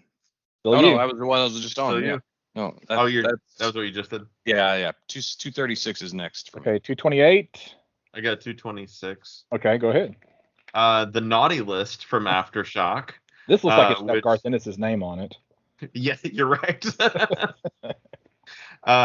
This is a story of Santa Claus, essentially, or Saint Nick, or Nicholas Sinterklaas, as it states there, who evidently had a family, a wife and kids, and then got the spirit or the star or whatever that turned him into Santa Claus, and he's not happy about it. But it seems like he's got he's essentially immortal, kind of essentially the like vampire story. You get bit by and you turn into a vampire, and then your family that you had gets old and dies and everything, and now he's just a bitter Santa Claus because he doesn't have his family anymore. And somebody stole his naughty list, and so he's out for revenge. Man, this should be titled "What If the Punisher Became Santa?" I mean, that really should be the title of this book. All the way down to the cover. It looks, you could totally pull that off as Frank Castle. Uh-huh. Yeah, absolutely. I'm not going to pick this up, but I thought it was funny. Yeah. On 228, we got The Ocean Will Take Us. And I don't know why. I don't know what it was that drew me to this. Something's lurking in the waters of Almanzar Bay, and when Casey March tries out for the swim team, he learns firsthand that messing with the social order of his new high school can have dangerous, even deadly consequences. So I don't even know what that means, but anyway, something about the art style was just different enough that it caught my eye. And new series, and it looks like it's something that could end up on CW. Yeah, it reminds me of the art style. Reminds me of the Bermuda series that we talked about a few months ago. Yeah, I could see that absolutely. It's got a lot of color. It's got it's got that style. Oh yeah, and I think this was it. Where a group of high school outcasts band together to fight a growing evil in their school and town. So I think I didn't even get to the part that I think caught my attention. So. My next thing is 285. 314. And I don't know if this actually have anything on 285. Oh yeah, I do. Okay. I got 236, and it was only because speaking of the Wrong Earth earlier, there is a satirical one shot from Mark Russell, whose middle name is Satire. And again, it's spotlighting the gritty vigilante Dragonfly and his cheerful counterpart Dragonfly Man. And again, it's a one shot. You have to really have your eyes peeled in the previews catalog to pick these out. But it's under the Ahoy Comics. Ahoy Comics. So I'll be getting that hopefully if it comes out. I know these things can be kind of tricky. And now, is this the first of 5 one shots? Oh, I don't know. They had one advertised last month. They had the wrong art. That's right. Okay, that was right. Because it says all 5 Wrong Earth specials feature covers by co-creator Jamal Igle and a special incentive variant cover by legendary artist Gene Haw, who I've met. Who's a really nice guy. Well, I think he's from Illinois, or he lives in northern part of Illinois. He's from Chicago, yeah. Mm-hmm. Mm-hmm. So I guess this would actually be the second one, unless this is a resolicit fix the problem from last month. Oh, well, it could be. Who knows? I don't remember what it was titled last month. No, last month it was written by Gail Simone. Okay. There you go. 285? 260 for me. Go ahead. The Joneses. The Joneses? It's a premise that got me here. It's under the AWA Upshot publishing line, and written by Michael Morici, illustrated by Alessandro Vitti, and it's spinning out of comics I've never read called The Resistance. It focuses on a suburban family with a big secret. In the global pandemic, have you ever heard of that? Known as the Great Death, mother, father, sister, and brother were all transformed into something superhuman. While the world embraces fascism born of fear, the Joneses realize they face grave consequences if they are exposed as reborns. Do they keep a low profile or and hide in plain sight, or do they use their powers for good and risk exposure? Looks like it's an ongoing. I don't know. Kind of looks like a Fantastic Four family here. It looks kind of good. 1 of 5, so you're not investing too much here. Mm-hmm. Do you feel like those people are photoshopped into that photo cover? Yes. The heads, well, the entire people are, except for the Mike Deodato variant. I would probably buy the variant cover. I would too, absolutely. I feel like it's supposed to be Kevin Hart on the could be the main cover. Don't even try to keep up with the Joneses. That's right. All right. Okay. I forgot who was next. 285, right? Yes. Yep. Go ahead. Okay, so we mentioned that, there's a big focus on monster stuff now at Mighty Monster Comics. So I'll go ahead and throw out here, we got Monster Bash Magazine number 46. And because we've got Frankenstein's monster, excuse me, I better get that accurate, here on the cover. So you got a Universal Monster sighting here. I had it marked as well. I'm glad you corrected that. We wouldn't want to be accused of being monster neophytes. That's right. We don't want to get another email. Sorry, in the complaint department. That could be too many. I wish I would have kept all those monster magazines that my uncle used to bring me when he brought me comics, because they were printed over at Sparta Printing as well. Oh. My next thing's not till 346. I got 314. Yeah, I'm at 311. Oh, yeah. Okay, I have to remember why I did this. Retroactive is the name of the title. It's sci-fi and time travel based. I mean, maybe it's just the word retroactive that I like. Basically, the idea is an agent working for the U.S. Bureau of Temporal Affairs sets out to discover the source of several anomalies in the timeline, only to become imprisoned in an inescapable time loop. Now, why I want to read this, I don't know, because it makes my head hurt. Even watching Loki made my head hurt. But I guess I'm looking for that one story that gives me a solid answer as to how time travel works. Maybe this would be it. Maybe not. Well, and maybe it was the preview pages on the next 2 pages that caught your eye. Could you have someone attempting to assassinate Hitler? That, you know what? That's it. I think that's part of it too. Yeah. Okay. There you go. They're going back and retroactively changing the past to make for a better future. So there you go. There you go. You sold it good that time. That was a good sell. I tell you what, these humanoid books, a lot of them are like European. Mm-hmm. And I always look at them and it's like, man, this is a book that I should really like. And then anytime I've read a humanoids book, I just can't get into it. I don't know what it is. I get, like in gaming, they talk about Euro style games, and some people like Euro style and don't like Euro style. I guess it's the same for comics. Euro style just isn't for everybody in comic reading as well. So. Well, it seems like a lot of them are like the one I was going to talk about, Thick Skins on 314. Is that a lot of them are adaptations from like big novels from Europe. Mm-hmm. Like this one's an adaptation of a French author sci-fi masterpiece, which the concept seemed cool. But yeah, how do they actually come together? In this, there's like creatures called Thick Skins that are humans that are genetically modified to be able to be out in space without a spacesuit, and then your main character kind of gets out of the life and then finds out that someone is hunting the Thick Skins for their skin and has to go kind of save them. So I thought the concept of the genetically modified person that has skin that can withstand outer space was kind of neat. Yeah, and then a skin hunter is always a cool, weird thing that you're like, gross. Yeah.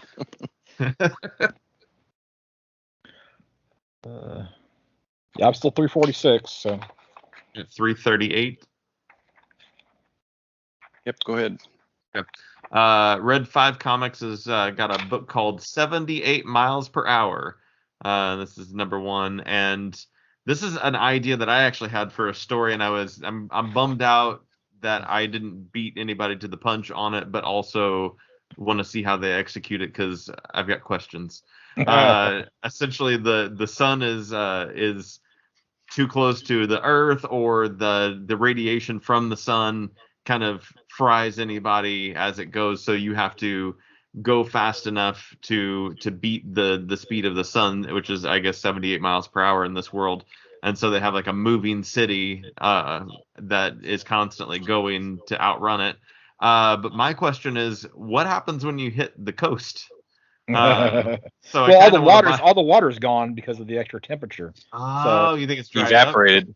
Up? Wait, what page is that on, Chad? On 338. On 338. Now, okay, here we go. Now, I'm not going to rain. I'm going to run your parade here. Okay. But Timothy Zahn, I think, came up with this concept first. Because back in one of the Star Wars books, Lando Calrissian has this mine on a planet that the miner has to keep moving constantly and stay ahead of the sun line so that it doesn't burn up the vehicle. And they even have these shield ships whenever ships come from out of the system in that actually you from the sun so you can get to the planet. So that was I think it was in the second of the Thrawn trilogy, which was Dark Force Rising, I think. So oh, okay. It's in one of those. The Empire, Dark Force Rising, The Last Command. So I see. So not to rain on. So this concept's been done before even then. So if I made a cool story, I could do it myself as well. Yeah, that's right. But yeah, I wanted to just kind of see how this was executed. I thought the idea obviously is an interesting idea, and so I'll pick this up. Well, every comic is new to someone, so you don't have to even know that there was the one that Scott just talked about. And well, that wasn't a comic; that was just a book. I mean, I don't read books.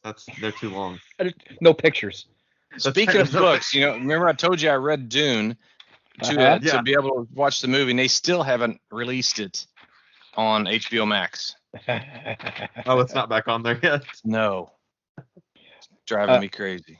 I do need to jump back to page 335, since we spent so much time talking about Matt Baker. On this page, they have these PS art books, Phantom Lady facsimile editions for issues 13, 14, and 15 of Phantom Lady. Yep.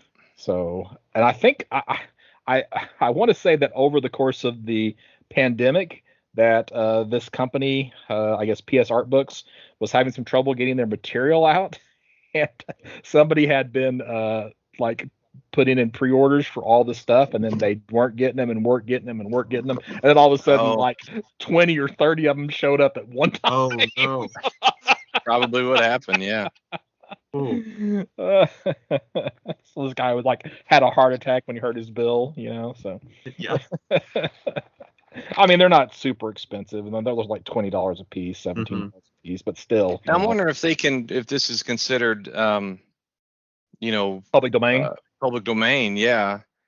I'd say probably is, because I know Black Terror is. But Phantom Lady's a DC character, unless that's expired, because they acquired all of those Quality Comics. Okay, I would say that. Oh, that's a good point.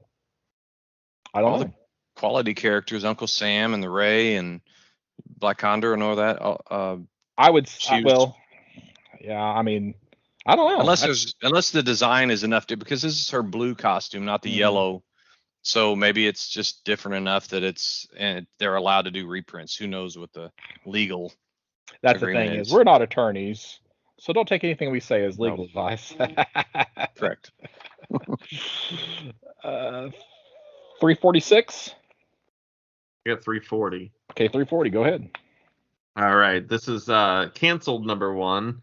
On here is the first issue of the new Scout Comics imprint called Black Caravan, which is their horror imprint. And the concept's kind of cool. It's a washed-up kids show host is getting replaced by Cruncho the clown. I about calling Crusto. Cruncho the clown, and he's mad about it, so he goes to sabotage the show, and he gets himself electrocuted and then sucked into the airwaves of the kids show channel. So Is it a horror book that has a creepy clown on the front page or on the cover of it? So I'll give it a shot. I like a couple of the Scout Comics stuff that they've done, and they've got a new imprint. So I assume this is not the same David Byrne that was the lead singer of Talking Heads, is it? I don't know. They surely would have said that if it was. There is a Byrne, not John, but there is another Byrne that's an artist, I thought, that I've seen on some comics. I don't know if it's this guy or not. Well, there is a comic writer named Scott Reed. So. Oh, there you go. Yeah. 346 from Source Point Press, Corollary #1. In a galaxy filled with twins, twin moons, twin suns, twin planet, everything comes in twos, even the people. And if your twin dies, so do you. So apparently one of these characters loses their twin, but they do not die. So I don't know. Just, again, oddly colored, interesting art style, #1 issue. Looks kind of interesting. Cool name like Captain Andromeda. Yeah, so, that could be good. Could be. Source Point. Yeah, I don't know. I've ever read a Source Point. And it doesn't say assume it's an ongoing until they don't sell enough. And it's all ages appropriate. So I just noticed that. I just caught myself in a lie because on page 349, I had it earmarked here, and I have read a Source Point Press comic. I've read Sham Comics 80-page Giant. Probably a year ago, I bought this, and it's a lot of they do a lot of satire of not open source, but public domain, yeah, of characters. That 80-page Giant was obviously a riff off of Captain Marvel / Shazam, but this one seems to be geared towards horror. So. This I don't know if I'll get this, but I have to say I really enjoyed the 80-page Giant. It was a lot of fun. Oh, so it looks like they are doing the same thing that the Mystery Science Theater comics did, where they take public domain and they rewrite the the stories for them. They keep the art because it says art by Jack Kirby, and it's like, well, he obviously didn't do anything new for this. I forgot that's what it was. Yeah, they actually keep the art and they just write new script. That's cool. Okay. Because I guess Mystery Science, they inserted the characters into the artwork for that one. So. Yeah. Yeah. I'm on, let's see, where am I at? 356. Okay, so from Titan Comics, I haven't mentioned Doctor Who in a while, but here they have a Doctor Who special 2022 written by Dan Slott. So probably best known for Spider-Man, his run on Spider-Man and Superior Spider-Man. Fantastic Four, I think he's currently on Fantastic Four. So here he's right now. This is just a one-shot, but it also has an Adam Hughes cover. So Dan Slott writing, Adam Hughes cover. That's probably just enough to attract some people's attentions. Do either of you watch or follow Doctor Who? Are you? I am a season behind. I think I have not seen. I have not seen the current season, whatever the most current season is, because I don't think it's on HBO Max yet. Oh, I gotcha. Yeah, I'm halfway through the first season of like the rebooted, show. I'm halfway through the first season of that. Oh, so you're back in the Eccleston. Yes. His name? Yes, you're way back there. Yeah, I'm way back, and I'm not a big fan of him. So that one's a hard season to chew. I think Tennant's the next Doctor after that, right? Yes, yeah, Tennant and then Matt Smith. Okay, and I think I'll be good after that. Yeah. I just most people, it's the Tennant Matt Smith is what their sweet spot. What does it air on now? Well, it's BBC. Right. I don't know you if can stream on HBO Max all the the back stuff. HBO Max. Yeah. So everything except for the current season, as far as unless maybe there's not a season pass. I know Jodie Whittaker's got one more season. Oh, okay. Okay. And then they're going to bring in a new Doctor, and there's even a rumor that David Tennant's coming back. Oh, I could see that happening. Yeah, but who knows? So they've hinted at, and they kind of, I guess one of these, I guess I'll go back here to Titan. There is actually it's the Free Comic Book Day. There's a Doctor Who for Free Comic Book Day that in one of the Jodie Whittaker episodes, she runs into a black woman who's claiming to be the Doctor, but Jodie Whittaker doesn't remember her from her past. So either she's lying or it's a future version of the Doctor. Oh, that's cool. So yeah, so who knows what's going on there. So, but it looked like in the Free Comic Book Day books they were doing something else with that character. So anyway. I'm on, what page am I on? 361. I'm not till 378, so you're good. I'm on 361 as well, but I'll let you go, Scott. I think I will give this one to you. I bet we're going to talk about the same thing. Oh, because it's tomorrow. Is it the Brick Journal? Are you guys talking about Brick Journal? It's not Brick Journal. Yes, so Brick Journal, no. Okay, so Alter Ego number 176 is a sort of a pulp hero issue that includes characters like the Shadow, Doc Savage, Red Dragon, Super Snipe. These are all going back to the Golden Age. Shadow Comics I actually have an issue of Shadow Comics from 43, but it's all about those pulp characters from the 30s and 40s, and I'm definitely going to get this. It's one of the rare times where I would pick the Alter Ego over the back issue, but back issue also has a pretty good selling point. They've got Bronze Age comic strips, including Spider-Man and DC's World's Greatest Superheroes, Howard the Duck, Richie Rich, stuff like that. So I don't know if it was either one of them you wanted to talk about, Scott, but nope. So I was going to mention the life and art of Dave Cockrum. So Dave Cockrum is probably best known as being the original artist on the revitalization of the X-Men. Yes. So with Giant Size X-Men and started in X-Men issue number 94. And of course, he passed away in 2006. So just kind of a retrospect on his career. And he's honestly an artist that I don't know a whole heck of a lot about.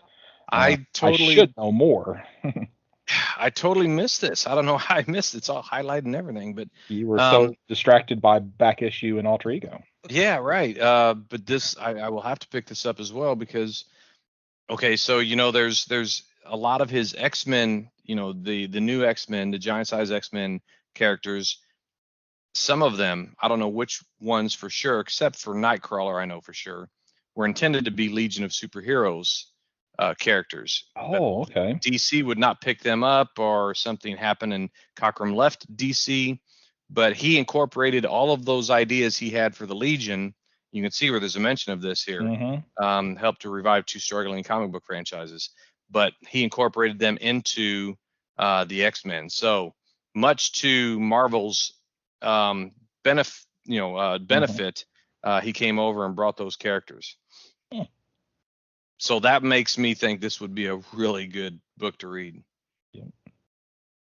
And it's only $28. Yep. I'm marking this right now. My next thing's on 374. Okay. So 374 from Vault Comics, we have issue 10 of The Blue Flame, and I have not read this. I only picked up the first issue because they had the homage cover to The Rocketeer, but issue 10 is the final issue of this series, and I will probably read this at some point in the future because so far I've liked everything I've read from Christopher Cantwell. So I assume this will be good. I just have not gotten around to reading this series yet. Then 428 is my last thing on this side. So 378 is my last thing. It's still from Vault as well. This is the Heathen comic. We had talked about they had done a reissue of the first one. It looks like they're reprinting the whole series potentially, but this gets you everything, all 3 volumes, all 20 whatever. I don't know if it's 15 whatever issues of it. 336 pages. For $25 you can get the entire series. I read the first volume. It was on sale on Comixology a couple months ago, and so I picked it up, and it's really good. And I enjoyed the artwork is very kind of raw, drawn, and the story of a woman warrior who has to either marries another guy in her village, or she has to be an outcast, and she chooses to be an outcast and has to go about proving herself to the Norse gods why she can be a warrior instead of just marrying some dude. And so it's the first volume was really cool, and seems like I guess at some point she's gonna end up fighting King Odin in the middle of it from the little descriptor there. But so for $25, that's a lot of story. $4.28.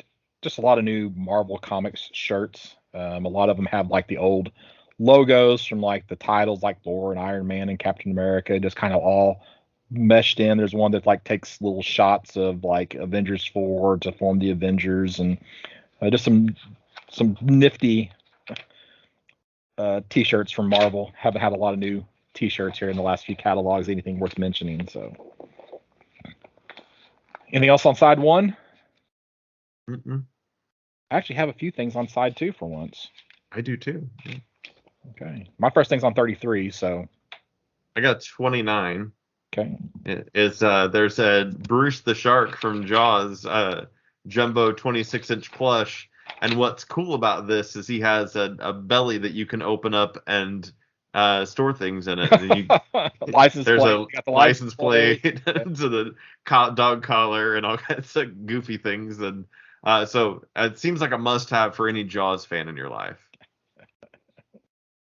And then, I guess I'm on 30. Would you say 33? Go ahead. Yeah, you're good. Go ahead. I'm not a big pop person, but there's a Luke Skywalker from The Mandalorian in his black cloak. The only thing that makes this worth mentioning is that his lightsaber glows in the dark, which is pretty rad. I could imagine that being on my shelf of very few pops that I have. Well, if you have any pops, you have more than I do. So. Okay, page 31. I'm going to go ahead and mention this one. I didn't intend to, but you have Star Wars: A Vintage Collection, the Book of Boba Fett, Fennec Shand figure, which is Ming Na Wen. And I tell you what, I have a hard time not buying every single one of these like re-release figures from like in the old packaging and everything. Like and yeah, it is literally pulling at my sentimentality there. Because I was into the Star Wars toys, back in the 70s and 80s. Page 33, Universal Monsters, waves 4 and 5. I missed these. Those figures. Are cool. Yeah, the reaction figures. So they have the creature from the creature, right? And then they have apparently like these neon versions for wave 5 of Creature, Frankenstein's monster, though they just say Frankenstein there, the Mummy and the Wolfman. So now these reaction figures are generally cheap looking, but still, it's Universal Monsters. I know Mike has ordered some of these for the shelves at the shop. So yeah, those wave 5 neon ones are neat. I don't know how I missed them. They stand out, and they probably would look good under blacklight, I would say. Yeah. Then I don't have anything till 86. I wonder what's on 86. I don't know. Do you have 86 as well? I do. Okay, then go ahead. Because we're on Monster Watch, and yes, we are. Tiny Terror's Lil Frankie, Midnight Movie PVC statue. It's a black and white Frankenstein's monster statue for $18. It's pretty cool little. Well, there's one color and one black and white. Yeah. Oh, there's a. Oh, I didn't even see the. Oh my gosh. It's right above not paying attention. Well, I had that, and also on the same page, the General Mills cereal monsters portrait. I knew you were going to have that one. Yeah. Blueberry, Count Chocula, Frankenberry. I always forget the wolf's name. Fruit Brute and Yummy Mummy. So you have all Fruit Brute, yeah, all of the characters. Never had the fruit. I never had that cereal, the Fruit Brute and the Yummy Mummy. Well, I'm a Count Chocula guy. The others are okay.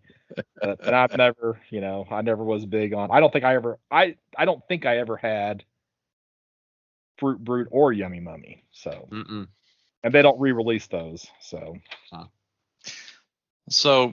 all this time I kept trying to interject and say, "Can we go back to page 20?" And it turns out I was muted. Oh, I was muted. And I'm like, well, these guys aren't going to even stop. Okay, go ahead. He just ignored you.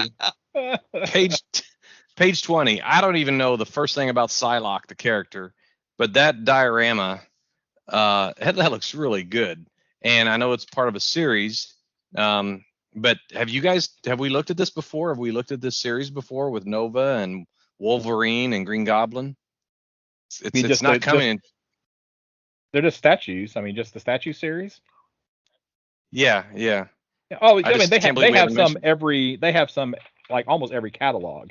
So if you go back to 2017, you got a better image of the Psylocke statue. Right. And they're decent statues. They're PVC, so they're affordable. Yeah, so they're only $50 as opposed to, $200 or $300 for some of your heavier weight type statues. So no, it's not bad. There was like there was a Captain America one, and actually it's probably in this catalog someplace. So they almost always re-show that one. Maybe I'm thinking of something else, but we've talked about some of these in the past. But I'm not a big statue guy. I have two, so yeah. Well, I don't spend a lot of time. Here on page 25. You can see the Captain America one. Right. So they have some more there on page 25 as well. Actually, I like that Rhino one even better. That's pretty cool. No, the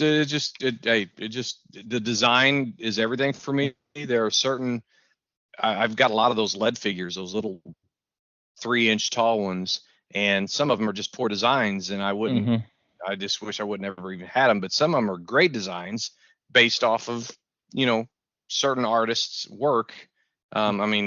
So this one it's based on that design. I really like the way that the pose is, and again, I don't know much about the character, but this is something. Well, what would you like to know about the character? Was there something you would like to know about this character? So Betsy Brannock originally appeared in Excalibur. Actually, she's maybe even goes farther back than that, but she's actually the sister. No, not the sister. The girlfriend of Captain Britain in the Excalibur series. Oh, and her original power set was she had empathy, where she would take on the emotions and stuff of the other people. So if somebody kind of liked her, then she would kind of start liking them, and that really creates tension inside of Excalibur between Captain Britain and Nightcrawler. Yeah. But then in X-Men, she gets totally changed into Psylocke because she was not Asian in Excalibur. She became an Asian psychic assassin in Uncanny X-Men 254-ish. So I'm sorry, I'll stop now. No, that's good. That's good. Played by Olivia Wilde in the X-Men Apocalypse movie. There you go. Yeah. Oh, really? Okay. So we should do a character spotlight every episode here. Yeah, no, that's a good one. I don't know how I'll start typing my email now and say I approve this message. I don't know how I remember all that, but I do. So. But the way you described her first iteration being an empath, that could have been Raven from the Titans. She was Except her powers were more. It wasn't about emotion as much as drawing pain out and put it on herself. Yeah. Betsy Brannock was a lot more. The best way I could describe it is naive. She was not wise to the world like what Raven was, So Raven was a lot darker, So she was dark because of her father Trigon, but she was naive when it came to interacting with humans. At least for the first, 50 issues of Teen Titans. I mean, it all kind of rolled out a little bit differently.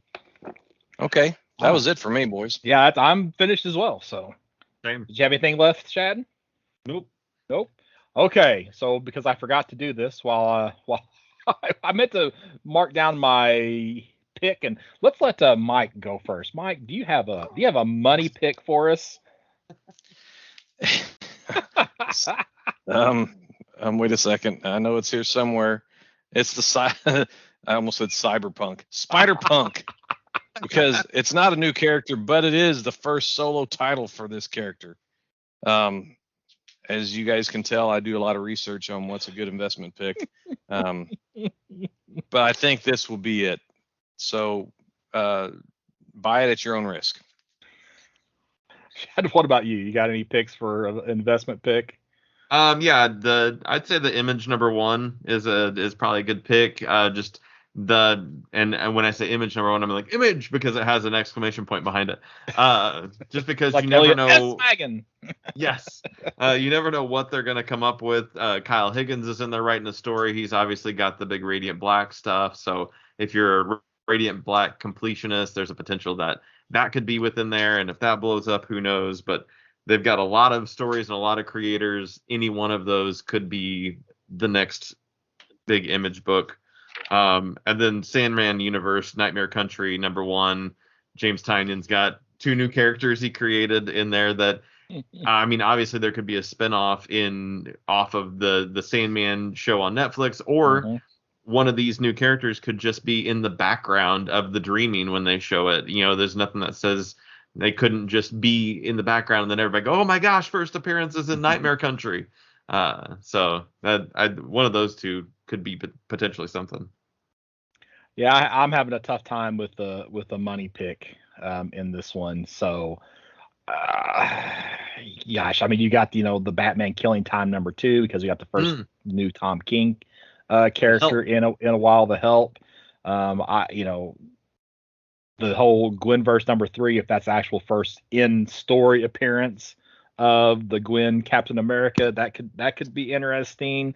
Going back to Image, you've got a couple of other #1 titles from Image in addition to the Image #1, that Bloodstained Teeth, which the neon dark vampire story, right? And then of course the Town Called Terror.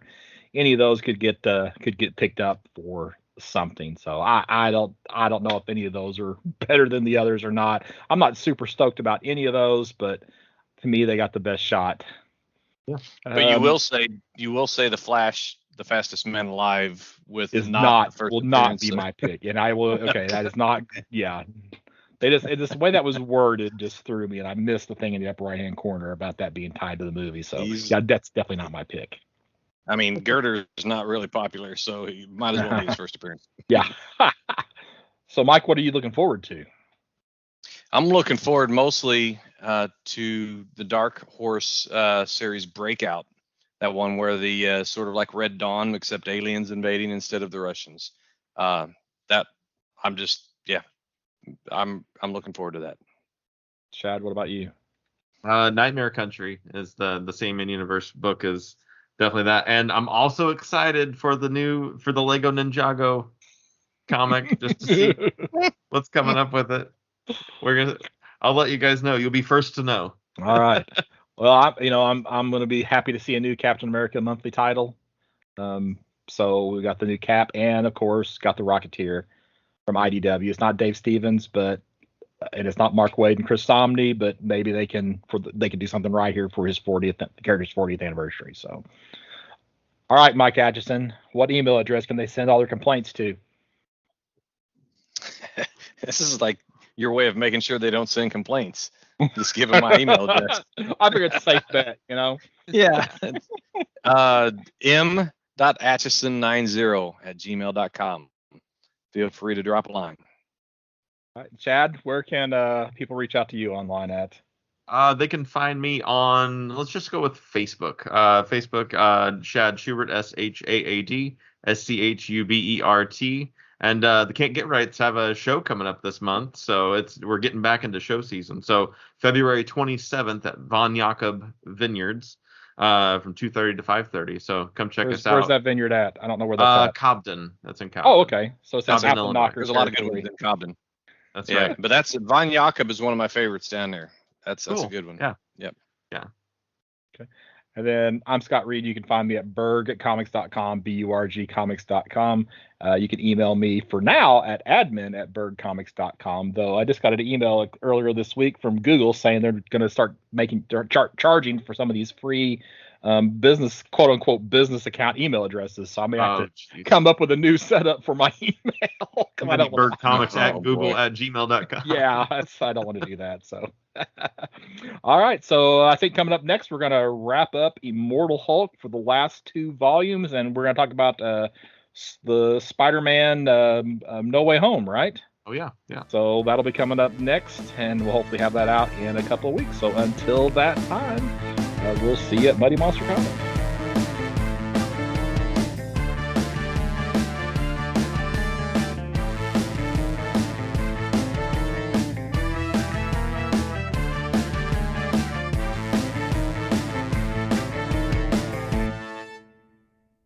Spider-Punk #1. I'm gonna sound like I know what I'm talking about. That's right. And of course, rumors are Spider-Punk may appear in the next Spider-Verse film.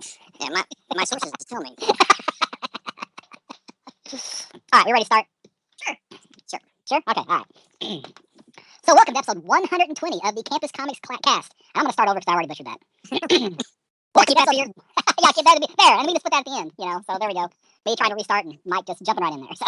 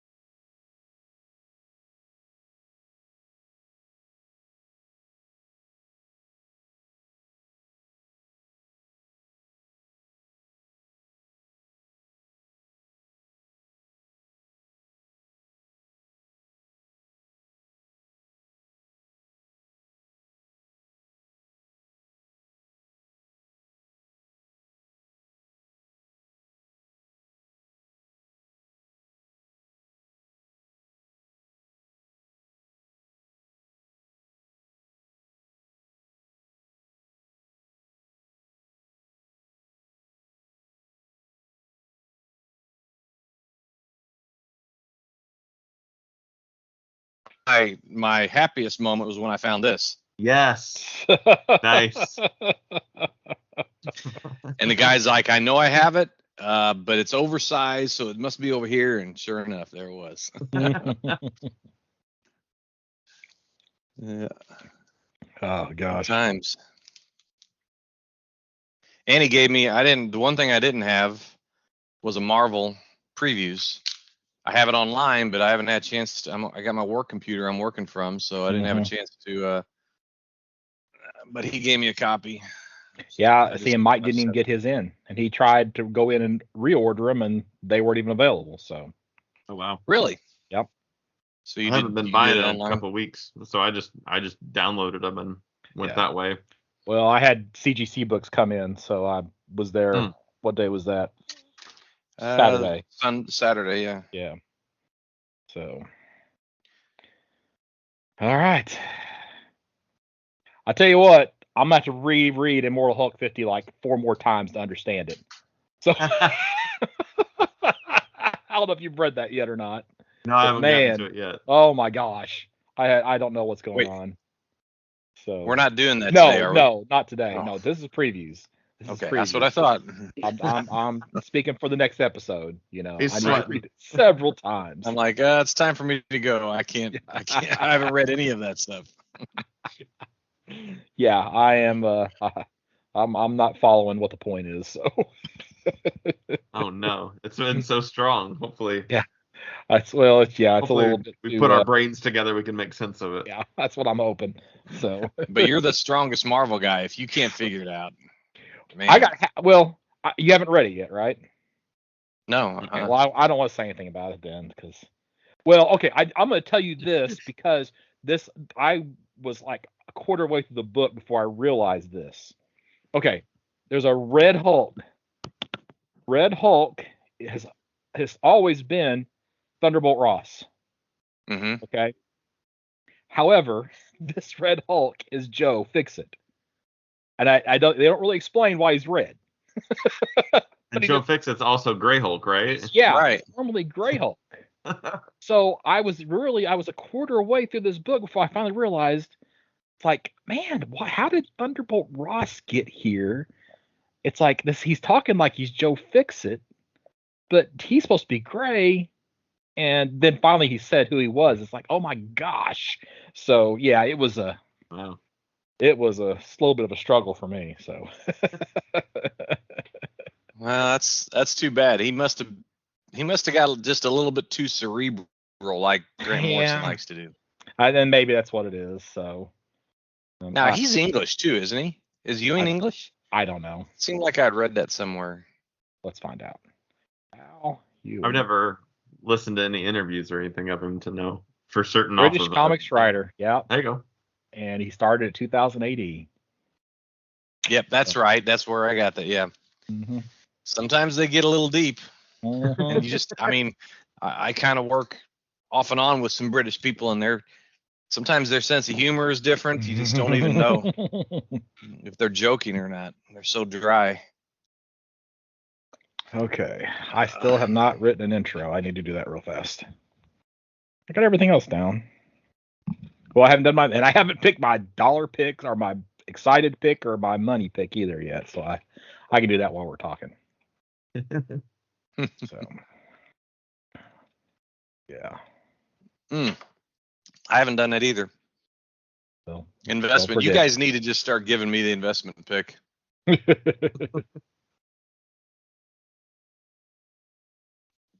I just don't pick up on that stuff. I mean, how do you even know unless it says in the catalog? Yeah, it says buy this. Anything this one might be worth money. Yeah, anything that says this might be worth money never is. So right.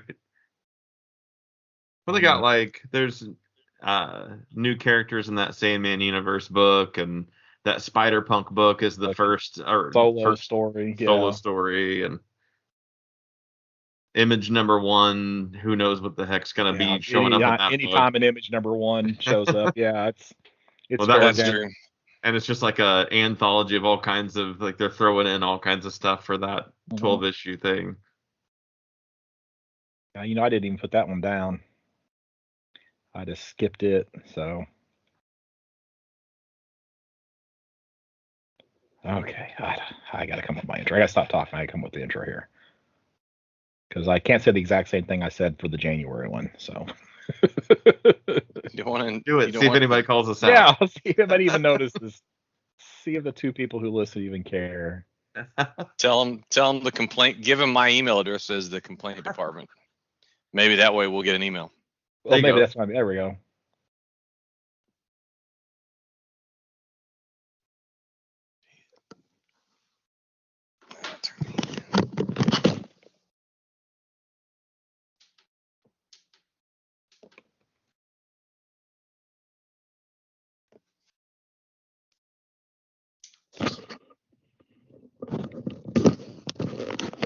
I went rock climbing with my granddaughters in St. Charles yesterday, and in the kids section, and I'm sore.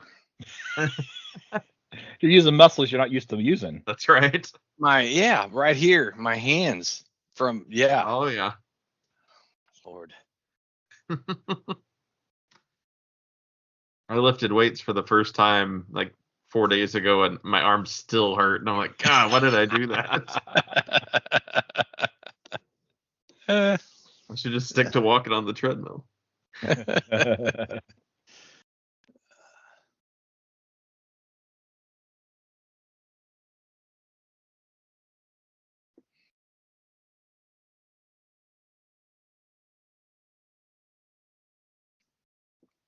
Welcome to Comics.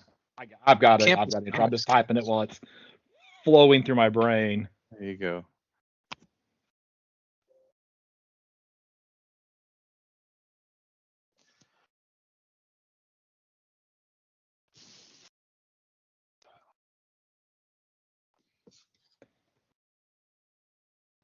Okay. We do DC, Marvel, then the big catalog, right? DC, Marvel, and then the big catalog. So, yep. All right. Make sure I got my Marvel previews open. Yeah. What's my investment picks? Somebody give me your second or third choice. I haven't even made a first choice yet, so. Do Spider-Punk number 1. So you want DC, Marvel, or Independent? What'd you say, Chad? I said Spider-Punk number 1. Okay, I will. That's it. Okay. Why? Are you joking? No, it's his first solo book. Yeah, it's his first solo book. And there's a real good chance he's going to be into the next Spider-Verse animated movie. And Spider-Punk is a character. Yes. Yeah. Spider-Punk is a legit character. You didn't see that in the Marvel. You haven't been in the Marvel catalog yet. I haven't I just picked it up at that store, and I have to return this to these guys because the only one he had left was somebody's out of their pull box. So I got to take it back to him. Oh my gosh! Pressure's on.